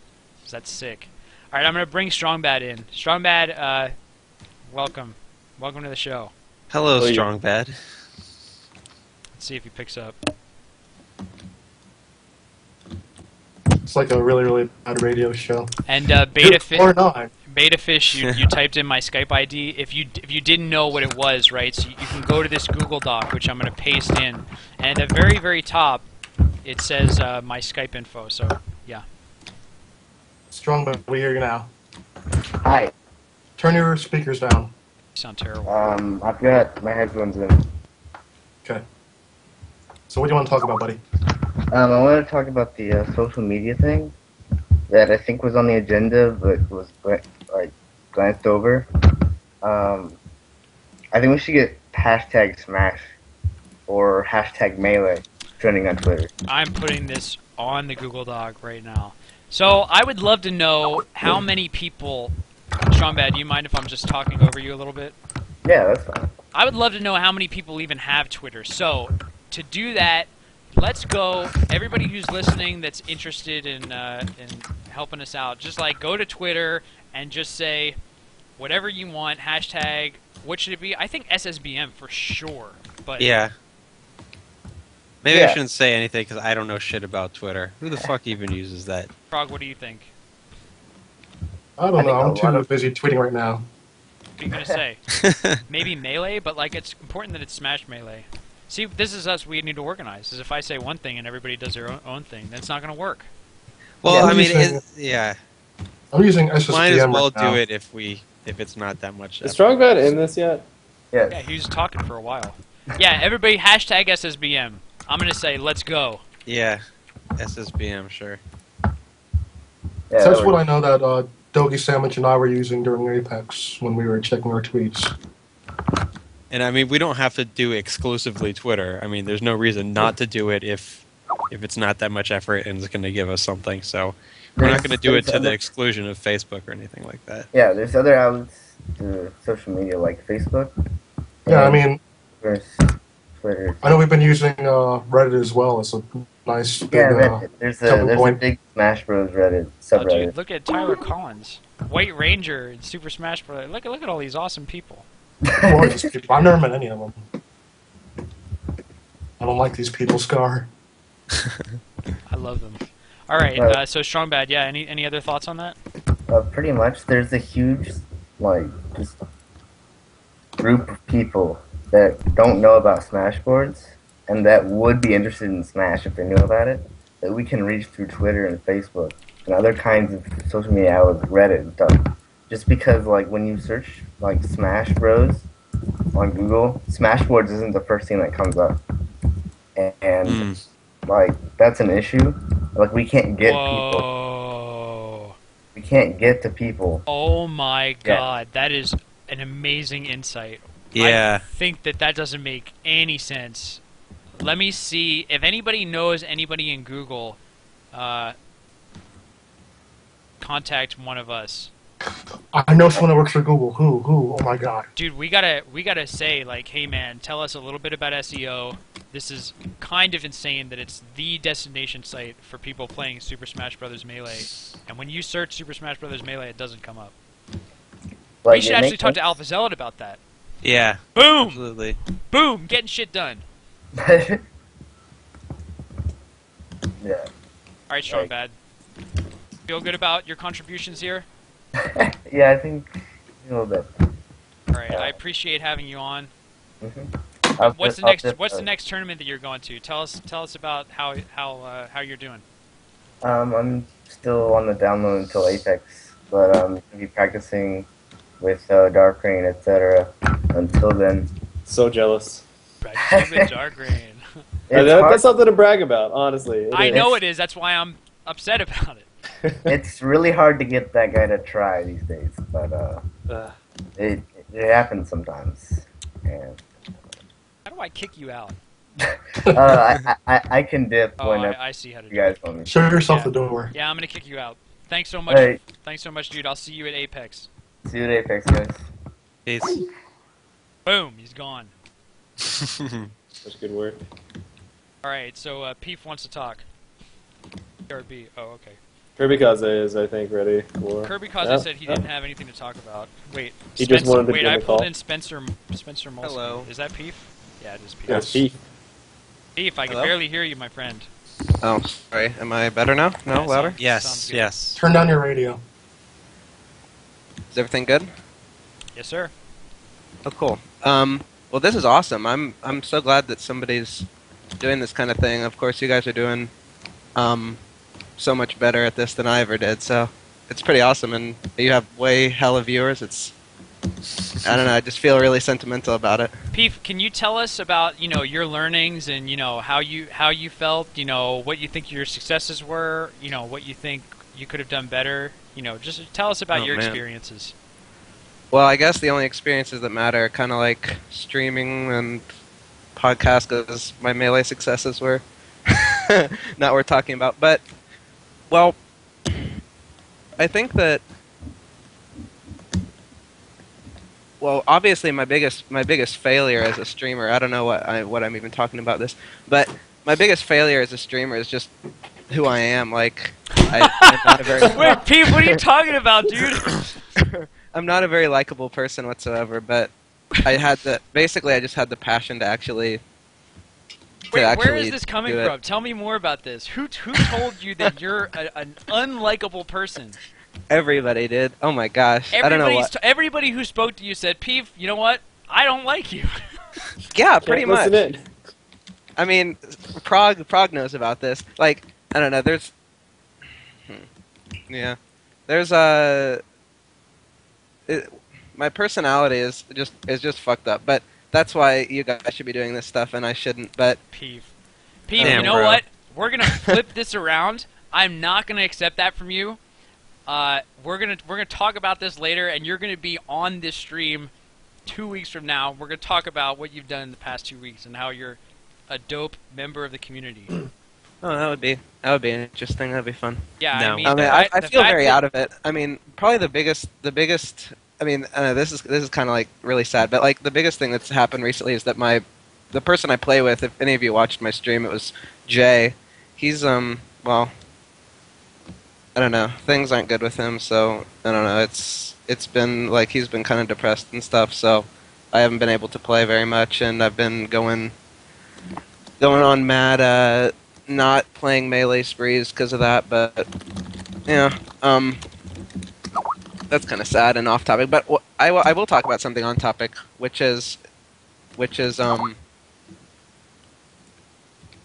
I think there's kind of a feeling, at least among the players that I've played with, and see, this is a Midwest thing, and I know that Midwest is a lot different than everyone else, but about the rankings, I feel like that would never, like, they just don't want to be recognized in that way. Like, they wouldn't want to be a kind of like a gym leader, things like that, and I think it's all awesome, and I've always been like a big pro rankings person back in the old days. Then I kind of realized that, I don't know, it just kind of glorifies people, but then they don't want to be glorified. I'm just not so sure that you can get that to catch on everywhere, especially in the Midwest.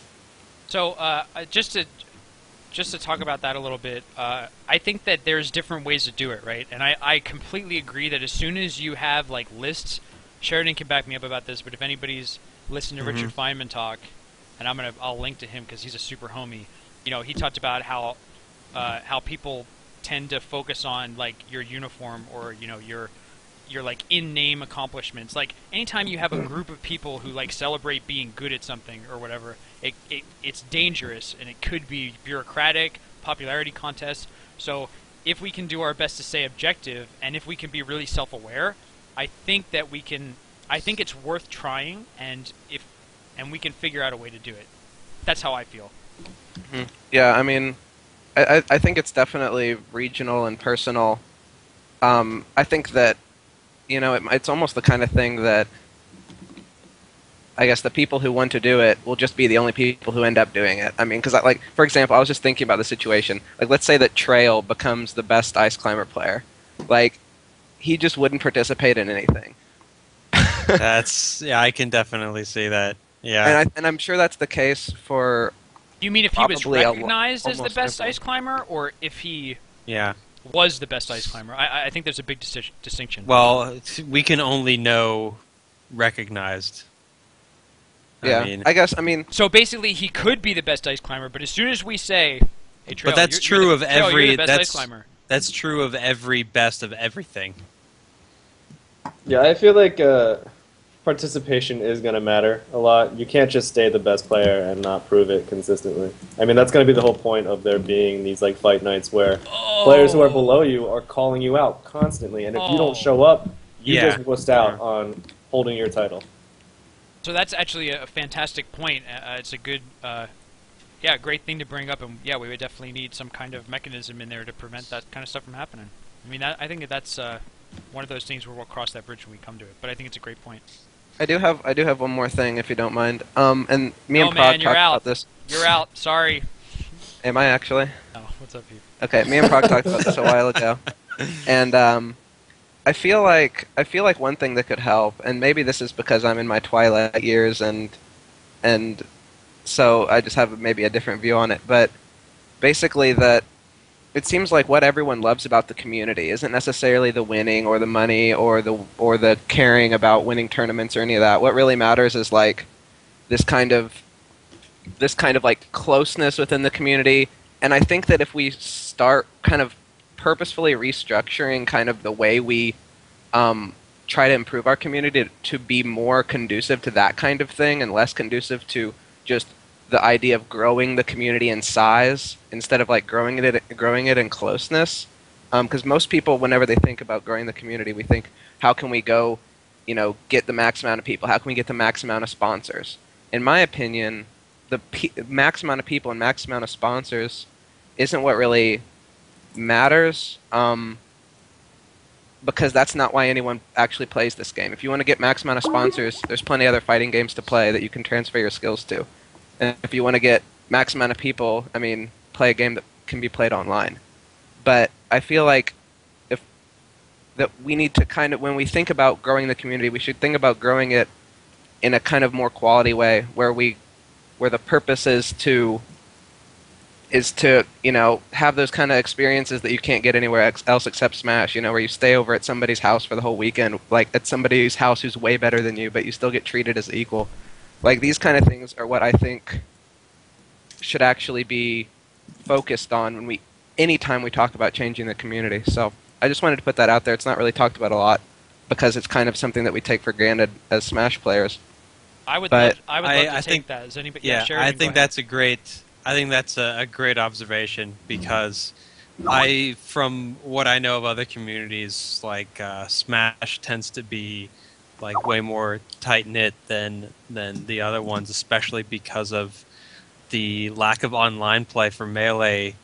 Force people to get to know one another and hang out with one another for long periods of time and do all this travel. That really builds friendships and things like that. So I think you're right on the money with saying that we take this for granted, and we have to worry about not giving that up when we if we decide to really go and pursue this the growth of community in terms of numbers and sponsorship. So, but the thing is, I don't really know how specifically we would go about, like, I guess improving the quality over quantity Oh yeah, of you're the totally community right. because, I mean, I feel like we're really good about that as it is, Mhm. but That's I'm yeah. not sure I how think to it's go just about. Yeah. I think it's just kind of a methodology. Like, I feel like the best way to solve problems is to have the question right in the first place. And so I think that no matter what, if we're trying to, improve, and improvement is kind of the goal, then what matters really is making sure that we have the right type of improvement on the front of our minds, and then from there we can tackle all the problems. But I think that that whenever we go after sponsors and things, I think that we might really be going after the wrong sort of. And I understand some sponsorships make all these other things better, but look how great we've been with such minimal sponsorships so far, and I wouldn't want it to change in any way other than to continue to be more like Smash, the essence of Smash, and less like the essence of other games. Yeah, so just for me to kind of quickly respond to that, like I think that that also, it's absolutely a great observation. I think that the fact that we have an in-person game changes a lot about the way that we interact, and I think that it's brought a lot of us really close together. And I love that about the game. I love it about the community. But we don't necessarily have to grow and lose that. I mean, I don't think that that's at all on the table. I mean, there might be different things that we might have to give up to get more viewership, but we could figure that out as we get there. And I don't think that by sacrificing who we are, we're ever going to get more viewers or participants anyway. I mean, I think that we've all been drawn to this because what it is something that's special to us, and I think that what we're talking about with tweeting and with getting sponsors, so on and so forth, is just having more people know who we are and what's so great about us. And if they want to join that, then they can. We're not talking about having people come up and say, hey, listen, if you were more like the fighting game community, then we'll join you. We're talking about getting who we are out there, having people see what we're all about, and then saying, hey, that's awesome. I want to be a participant in that. So I think there's a big difference, and hopefully we don't lose who we are along the way. But I don't think that we're at risk of doing that, to be honest. Yeah, I think that as long as that's kind of in the front of people's minds, I think it'll work itself out. Yeah. Because people are dedicated, like you guys are so dedicated, and that kind of thing. As long as you have the right question, you'll find the right answer, I think. Well, Pete, thanks so much for being on the show. Thank you for keep it up, setting guys. the path for us. We really appreciate it. Yep, you're doing great. I'll see ya. Later, homie. Thanks, dude. And I hated having him. I just don't Pete, like I'm that totally guy. kidding. Pete. I can't listen to that. No, I'm just Oh, kidding, Pete. how miserable it was. No, yeah. All right, I have nobody else who wants to come on. Kirby Kaze saying that he doesn't want to come on. David, get in here. Say what you want to say. You want to say baby. something. I know you do. Wants to money match me with his fox? Ugh. Nobody Man. wants to see that. Ugh. Got That's just him. as bad as That's Toad. just so one-sided. Fucking Taffigans wants to come in. Adding Taffigans. Fine. This Crimson jerk. Blur. Fucking Taffigans, man. Crimson Blur, if you add me, I'll bring you in. I have plenty to talk about with you. Who is Emmett? Can you please identify yourself in chat? Who is this Emmett guy? You added me and you didn't follow the rules. Up, he's not there. Taj isn't here. What's up, Taj? Taffigans, what's going on, dude? Just press the come in button. Hang up on this fool. Let's anticipate what Tapikins would say. Hey, Tapo. Hey guys. Hey guys. Yeah. That this is not encouraging him to come on. Emmett, You know that, right? I know that you're Emmett, and I know that your whale's a 0, but I want to know what do you... Why do you want to come on, dude? Who are you? Hey, what's up, guys? Tapikins, that's the worst microphone I've ever heard. Wow, Sheridan's impression was spot on. I was not expecting that. Wow, Crimson Blur's calling me. No, you wait your turn, dude. What's up, Tapikins? Let's continue on here. Let's stay on target. We got 10 minutes left. All right. I'm just wondering, how can we? You've taken initiative to do this kind of things, and what would you encourage the community to go? Because this is a grassroots community, to mobilize more people into doing self-initiated things for Smashboards. Does anybody want to take that? Of course, I have answers, but yeah, No. for Go me. for it.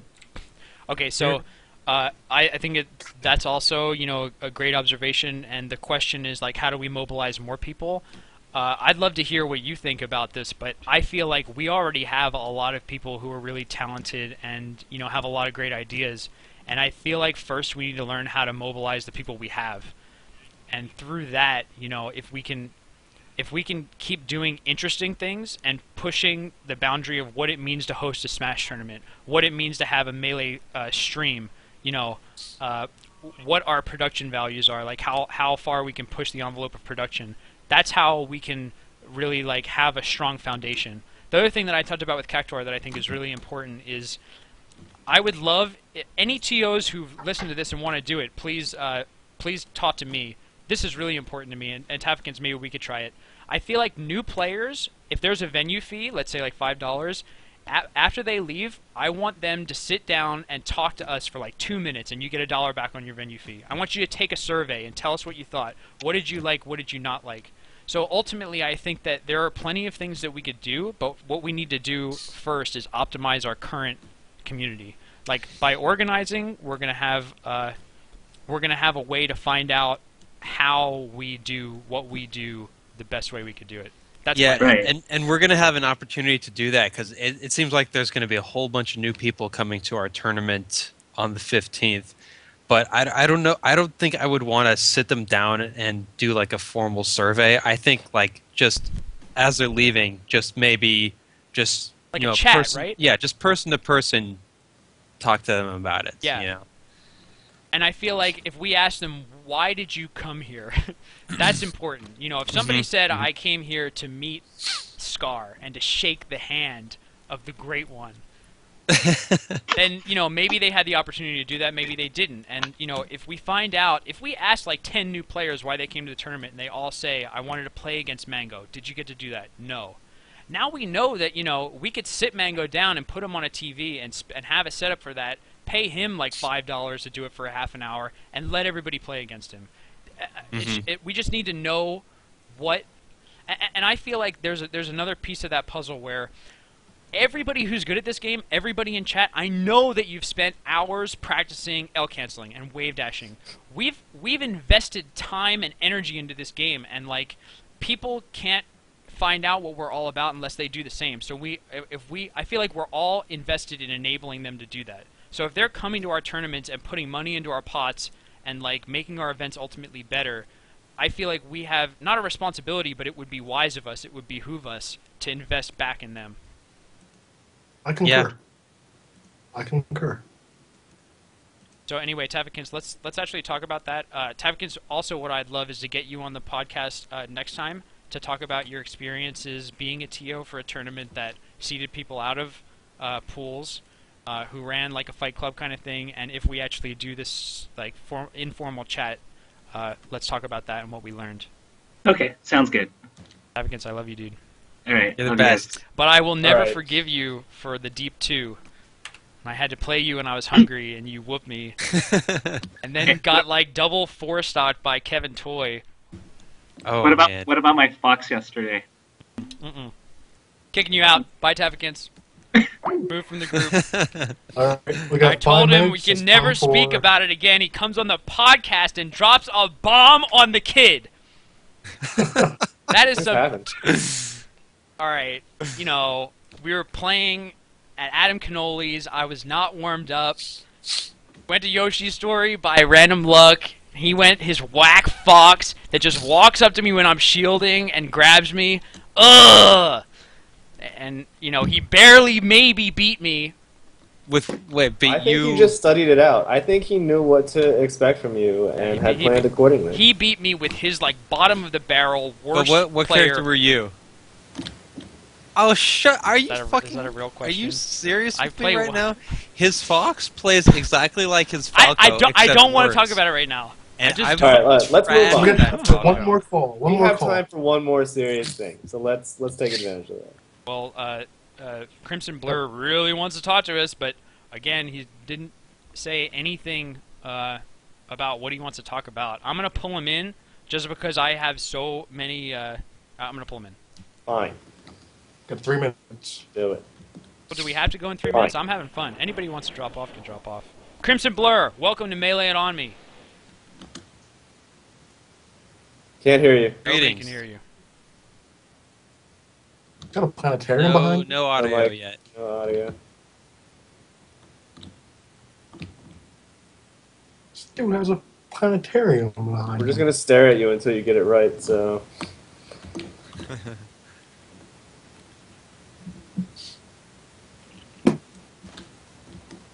Hey, yeah, I'm gonna give you like. Take your time. We're gonna give you like maybe a minute to figure it out, and then I'm gonna kick you out and pull somebody else on. Pressure. Can you talk? Okay, so I see your lips moving, but I can't hear you. So why are you even talking? Just do this.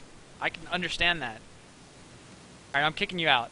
I'll pull you back in like 2 or 3 minutes. Sorry, bro. Alright, so we have a new player. I don't know what his tag is. He's saying that he's bad at the game. He's going to his first tournament in December. Let's welcome the kid. I remember my first tournament. Paul.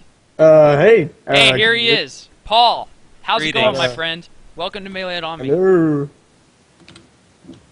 What can we do for you today? Hello. Hi. Hello. You can't Hello. hear us. He can't hear us. Hello? I can't hear anyone. Maybe it's your Skype. I can't hear shit. Maybe it's your Skype. Huh? We hear I you. can't hear shit, man. Alright, I'm gonna kick him out. short-lived. Short-lived. Figure it out. Ping me. Smiley face. Wanted to bring up an idea about increasing the hype at tourneys. Would be a cool idea if high-profile combo vids make their debut. Yeah, I think that's a great idea. Do you want By to the way, pull this Skype has a test channel that you can go into and test to make sure your shit's working. So I would advise you to make use of that before you enter our domain. +1. Also, Scar, on the kind of on that note, I just have to say, at Apex 2013, there is a video that I'm working on right now that will make its debut on stream. I don't even know what it's about, but it's going to be there. I'm excited. Yeah, that just pumped me up, man. Woo! Did I Oh. talk about the promo video? No, I didn't, but I really want to. I'm dying to talk about it. Nope. Nope. And I asked the guy who recorded it. He's got like the raw footage because we did it with him, and he just won't let me see it. Ask him if like- I can have like the B-roll. Yeah, I just want just put it on. Whatever. Stabbed by a tree. Wants to talk about integrating SSBPD and tournament results better. Do we feel like we have it in us to talk about SSBPD and call it a night? Yeah. Word. Alright. So is that stabbed by a hippie? Stabbed by a nipple? Yeah. Stabbed by a hipple. Stabbed by an X. So, stabbed, I'm pulling you on. Call failed. Womp womp. Try it one more time. So I guess we're having bad luck with these call-ins, but Next time, guys.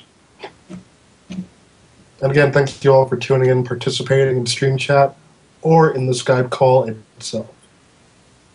And for tuning in. yeah. And Crimson Blur did not get back to me with anything. So Well, I guess that's no super one anticlimactic, though. You know, I want to finish with a call. Oh, Yeah. he was coming in. I kicked him. Oh. He was coming in. We had it. Yep.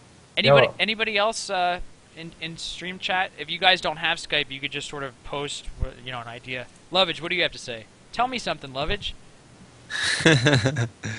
Just like one thing. What's up, Godster? How many people have you banned today? Is a good question.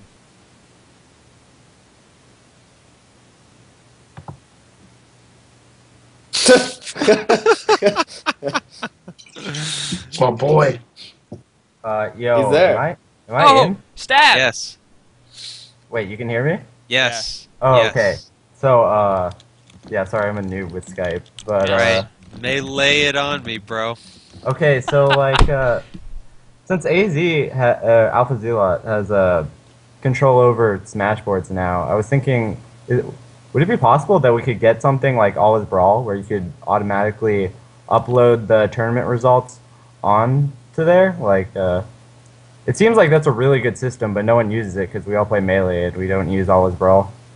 You mean like expand the profile options as far as like if you click on a player, you could actually just link straight to their tournament results, straight to their elo, all that kind of stuff?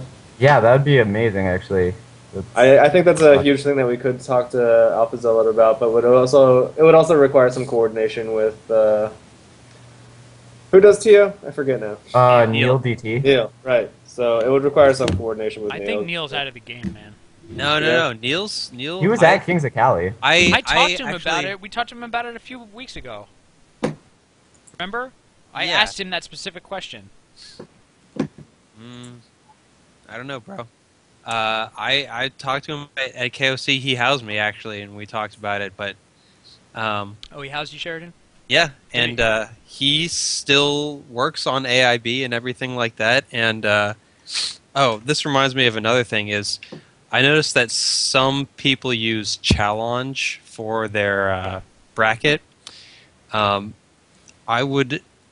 certain advantages to that, but I think primarily is the uploading thing, the database. But if we can get that worked out with TO, it's actually from a TO's perspective, it's much more convenient for me to use TO because there are certain features in it that are kind of more suited to running the Melee tournament than Challenge, especially for large tournaments.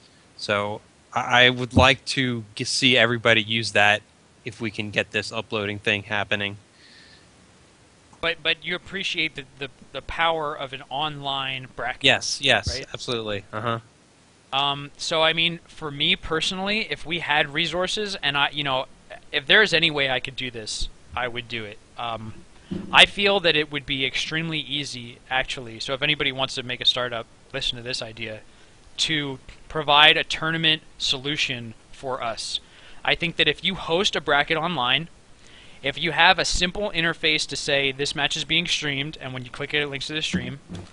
I think if you have a simple profile system where I, as Scar, can just go to whatever tournament you're hosting and say, yes, I'm going to it, and a reputation manager that says, yeah, I did what I said I would and not. How many setups am I bringing? So on and so forth. This is actually not very complicated to build, especially since Neil has... I think only the scalability is really the option, but like that's a solution that we're looking for. I mean, that's it. And if anybody could build that, then we would be infinitely more organized. Word. And I think that Neil could. So he mentioned that it's difficult, and I'm sure that it is. He could put it. He could put TO online, but it would be hard. Wait, so you're saying like a system where people would pretty much like pre-register online, Yep. but like, without paying, and then if they flaked, like there'd be like a flake meter Yep. or whatever, so you could trust people. Oh, that's a really good idea. I like that. Yeah. It'd be super easy, in fact, just to integrate it with Smashboards. And now I'm not saying that building the whole thing out would be easy, but the different pieces exist, and just pulling it all together would not be. It's like something that could be done in a year. I just want the default to go back to Revolution from whatever this Vibrant crap is. Dude, Yeah, Classic Revolution was Blue is the only way to live your life. I used to love Class. I was such a firmly believe that. I don't like this empty space on the side of the freaking boards. It's just this big gray space. I don't like that. I want my post to go all the way across my screen. Classic That's what Blue I hurts need. my eyes. I'm not gonna lie. That's what I I just need. switched to it, and it really hurt my eyes. Man, Classic What Blue kind is of the glasses only do you way. wear? Let me ask you that question. I don't wear glasses. What? Are you surprised? I am surprised. That is kind of. I wish I wear glasses. Really? 'Cause I think like 95% of people look more attractive in glasses. God, Sheridan, everything that you say is so backwards, but like No, on I agree matters with of Sheridan there. taste. I agree with Sheridan right No, there. man, Yeah, no, dude, friend. On glasses matters are of the way to taste, go. I've never agreed with you ever. Sheridan's a homie. Dude, I'm putting Sheridan Yeah, on buddy. blast. Sheridan Bring is one it. of the only people who, when speaking about Ocarina of Time, says, eh. Ocarina of Time. It's alright. It's alright. It's no Link to the Past. So good! Space Jam. Ah, man. Eh. It's a true story. True story about Sheridan. We were talking about Space Okay. Jam. Okay, Kevin's here son we go. wants you. Kevin's son, Pocky D, wants to watch Space Jam. So we're all like, "Yeah, man, the movie's so good. It's got Michael Jordan and Bugs Bunny on the same screen." So we're all flipping out, and Sheridan's like, "Yeah, you know, I didn't really like Space Jam." And we're like, "Really? You didn't like Space Jam?" Then he drops this fucking bomb on us. Yeah, but I've only seen it in Spanish.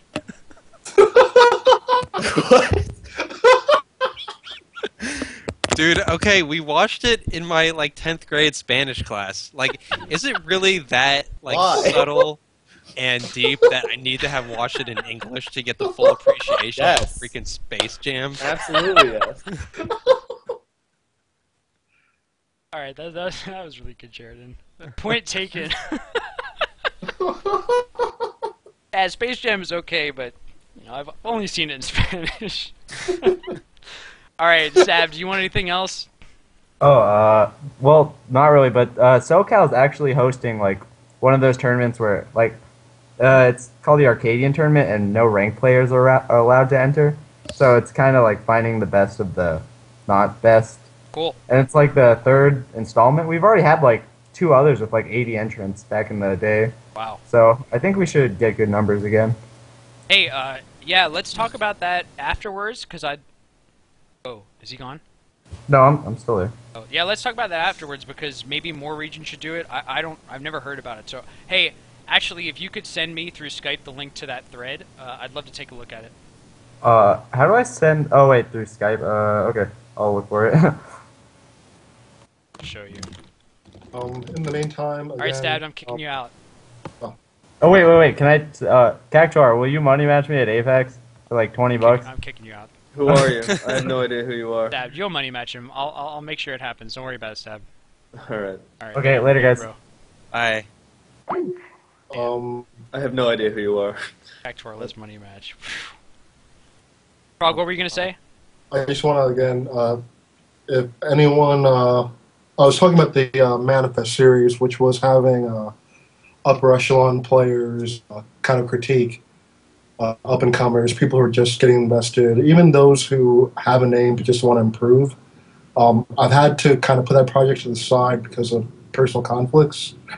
But if anyone wants to take that over, I do have some stuff already stepped aside. So if any of you video editors or any of you guys who want to contribute to critique some players, let me know.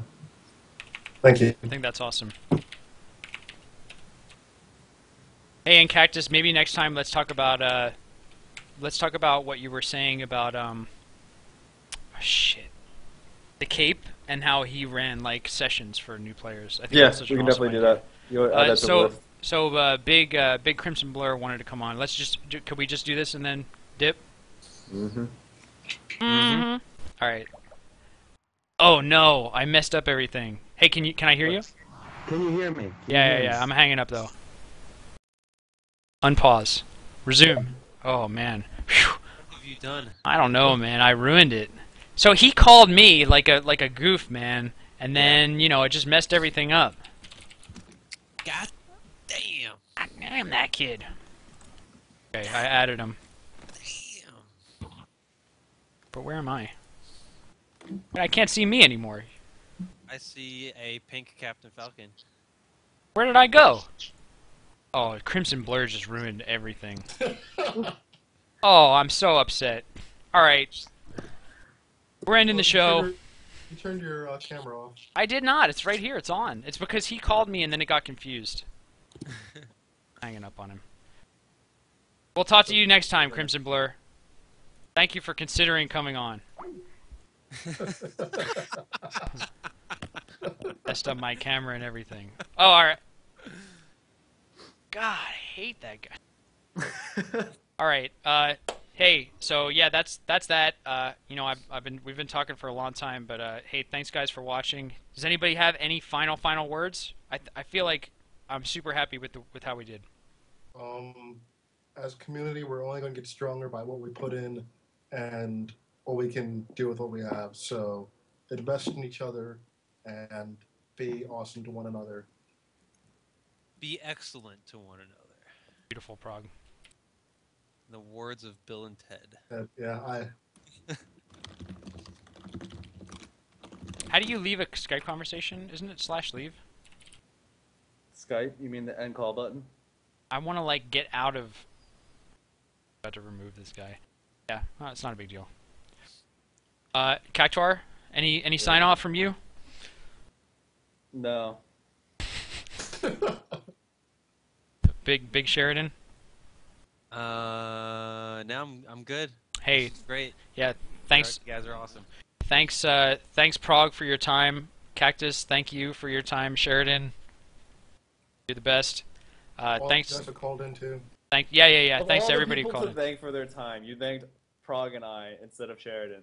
Well, I did, but His time is infinitely more valuable than ours.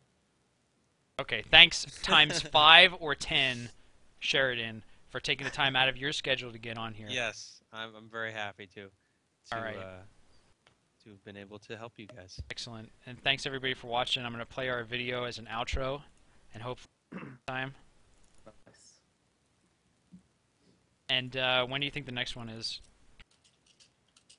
We could probably do 2 weeks again. It's either that or we could wait a month and do it after Apex, but that's quite a while. So I was thinking, what do you guys think about? Shit. What do you guys think Sunday? about a Sunday? Yeah. Thanks, Prague. We could do it. Yeah, I think Which Sunday. Sunday? Well, any Sunday. I mean, it would ideally dude, be. Check this out, Bobby. Yeah. So, a week from Sunday, I might have a hockey game where I'm playing in HP Pavilion. No way. Yeah. Yo, I'm going. Yeah. Can I get an invite? Can I get a what? Hell yeah. What? Hell yeah. Sick. Everybody who's in the area, go to go to Sheridan's game. Yeah. HP Pavilion, Sunday, December 16th, 1:45 p.m. Hype. Actually, never just gonna do the screen region. All right. All right. Thanks again to everybody who watched, and thanks Prague for making this video. And we're signing out. Talk to you Thanks, guys everyone. in about 2 weeks. All right. Later. Yeah. Peace. Scientology. Scientology. Dude, what was... Oh, man, I'm forgetting that guy's name. The Fox player from Florida? Coleball. Yeah. Love seeing Coleball. Yeah. Dude, Is I it love the- when he gets up from playing. His hands are just like shaking violently because of the way he holds the controller. Crazy. How does he hold it? He does Oh, a claw. yeah, Oh, the claw. Yeah. the control stick. It's weird. What's his name does that too? I think HBK. We got a guy HBK. in SoCal that does that. DP. Yeah. He holds it. He's got like a little nipple grip on the control stick. Yeah. People. And I can't wait for January. Yeah, man.